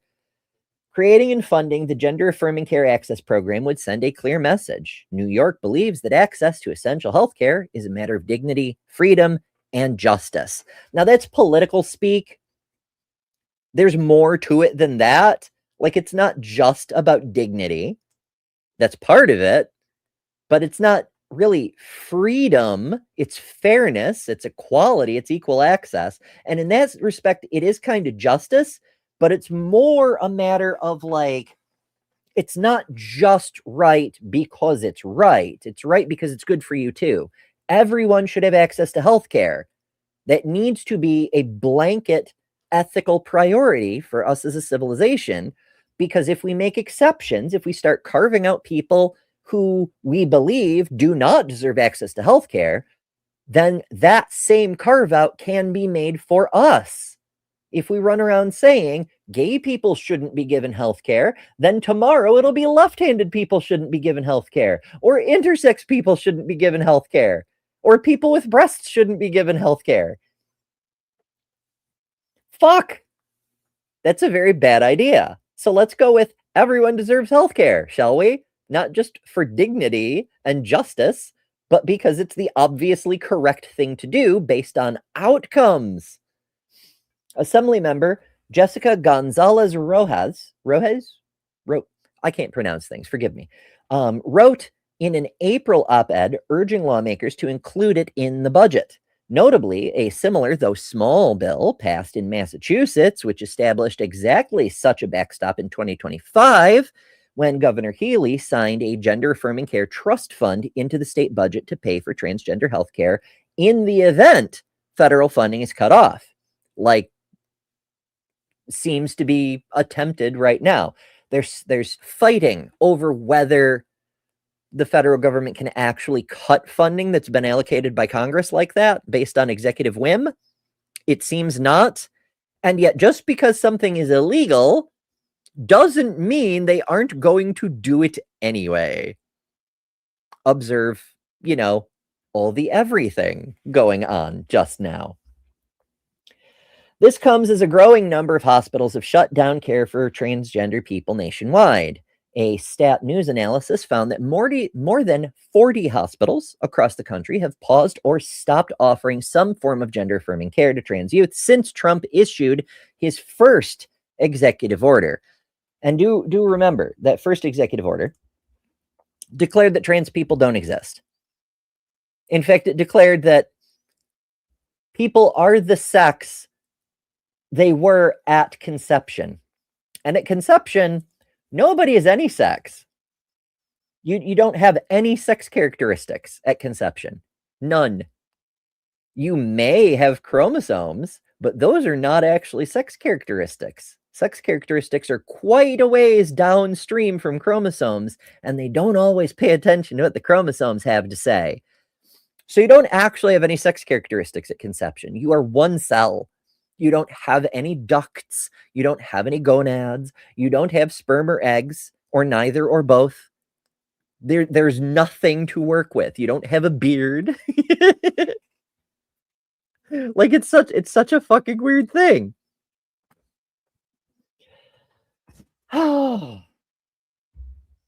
So, some people argue the executive order made everyone female because of that misconception that everyone starts female and then you develop male if the right signals are present. That's not entirely true. Everyone develops both, and then the signals control which, if either develops or doesn't develop, and it's complicated, and our bodies don't always get it right. Sometimes people do develop both systems. Sometimes people develop neither system. Sometimes you get most of one and a little of the other, and it's weird. It's complicated. It's not an on and off switch, is what I'm getting at. People who pretend it is, not so much. So Aaron goes on, and Aaron does a lot of great analysis about a lot of things, but that's the main thrust of the story. Is there's controversy about funding backup plans so that people can continue to receive health care as required by law in this state. Let's find a solution to that. But there's, at the state level, despite other states around us doing the thing that we're seemingly having so much trouble doing, it's going to continue to be controversy, I imagine. Because New York State is one of those states that's very, very, very much about virtue signaling and less about actual action. Like I mentioned at the start of this story, we have very strong constitutional protections protecting both trans rights as well as women's rights. And yet, when the rubber meets the road, as they say, those two things tend to immediately go out the window, because while they're enshrined in protections at the constitutional level on paper, in practice, it turns out a law being a law doesn't actually stop anyone from breaking that law. And then that person has to be held accountable to that law. And if no one does that, then the law doesn't actually protect anyone, does it? New York State has always struggled with that. I've covered stories in the past about trans women who were sexually assaulted because they're trans by police. And it took years for anything to be done. And it keeps happening, even here in blue New York State. So hopefully we'll see some progress this time, but one never knows. In any case, I've pushed my limits today. It's been a relatively long show. Thank you all so much for being here. But it is time for me to get the fuck out. I hope to do it again soon. I don't know when I can. I just don't know. So please make sure not only are you subscribed, but you've got your notification bell on. I will be back as soon as I can, when I can, because I love breaking things. Apparently, I love knocking things off my desk. I love hanging out with you folks. It really makes my day a lot better, and I hope I'm doing some damn good with this. Alira the Free gifting 10 more memberships. Thank you, Alira. Everybody enjoy all the fun emojis and all the other fun stuff. All right, I really gotta go. Thank you all so much. Until next time, try not to die. Thanks to all our patrons and top-level members for May, Miranda, Karen Butcher, Jimmy Tux, Ian Chen, Maya Adkisson, Robin Webster, Lilith, Ember Lynn, The Barely Bearable Atheist, Eric Wander, Jason Jacoby, Lil of All Trades, Deviant Outcast, Thriver Scapegoat, Katie Bluebird, Noise Ending, The Godless Engineer, Secular Feelinist, and Elira the Free. And you can add your name here next month by signing up at patreon.com/betterthanember or by joining Emberships here on YouTube at the Cinder level, which also includes all the custom emojis, tons of member-exclusive content, member-only live streams, and a bunch of other stuff. I deeply appreciate all the supporters who keep this channel going. Thank you so much. Because of you, we're building a wonderful community that I'm very proud of.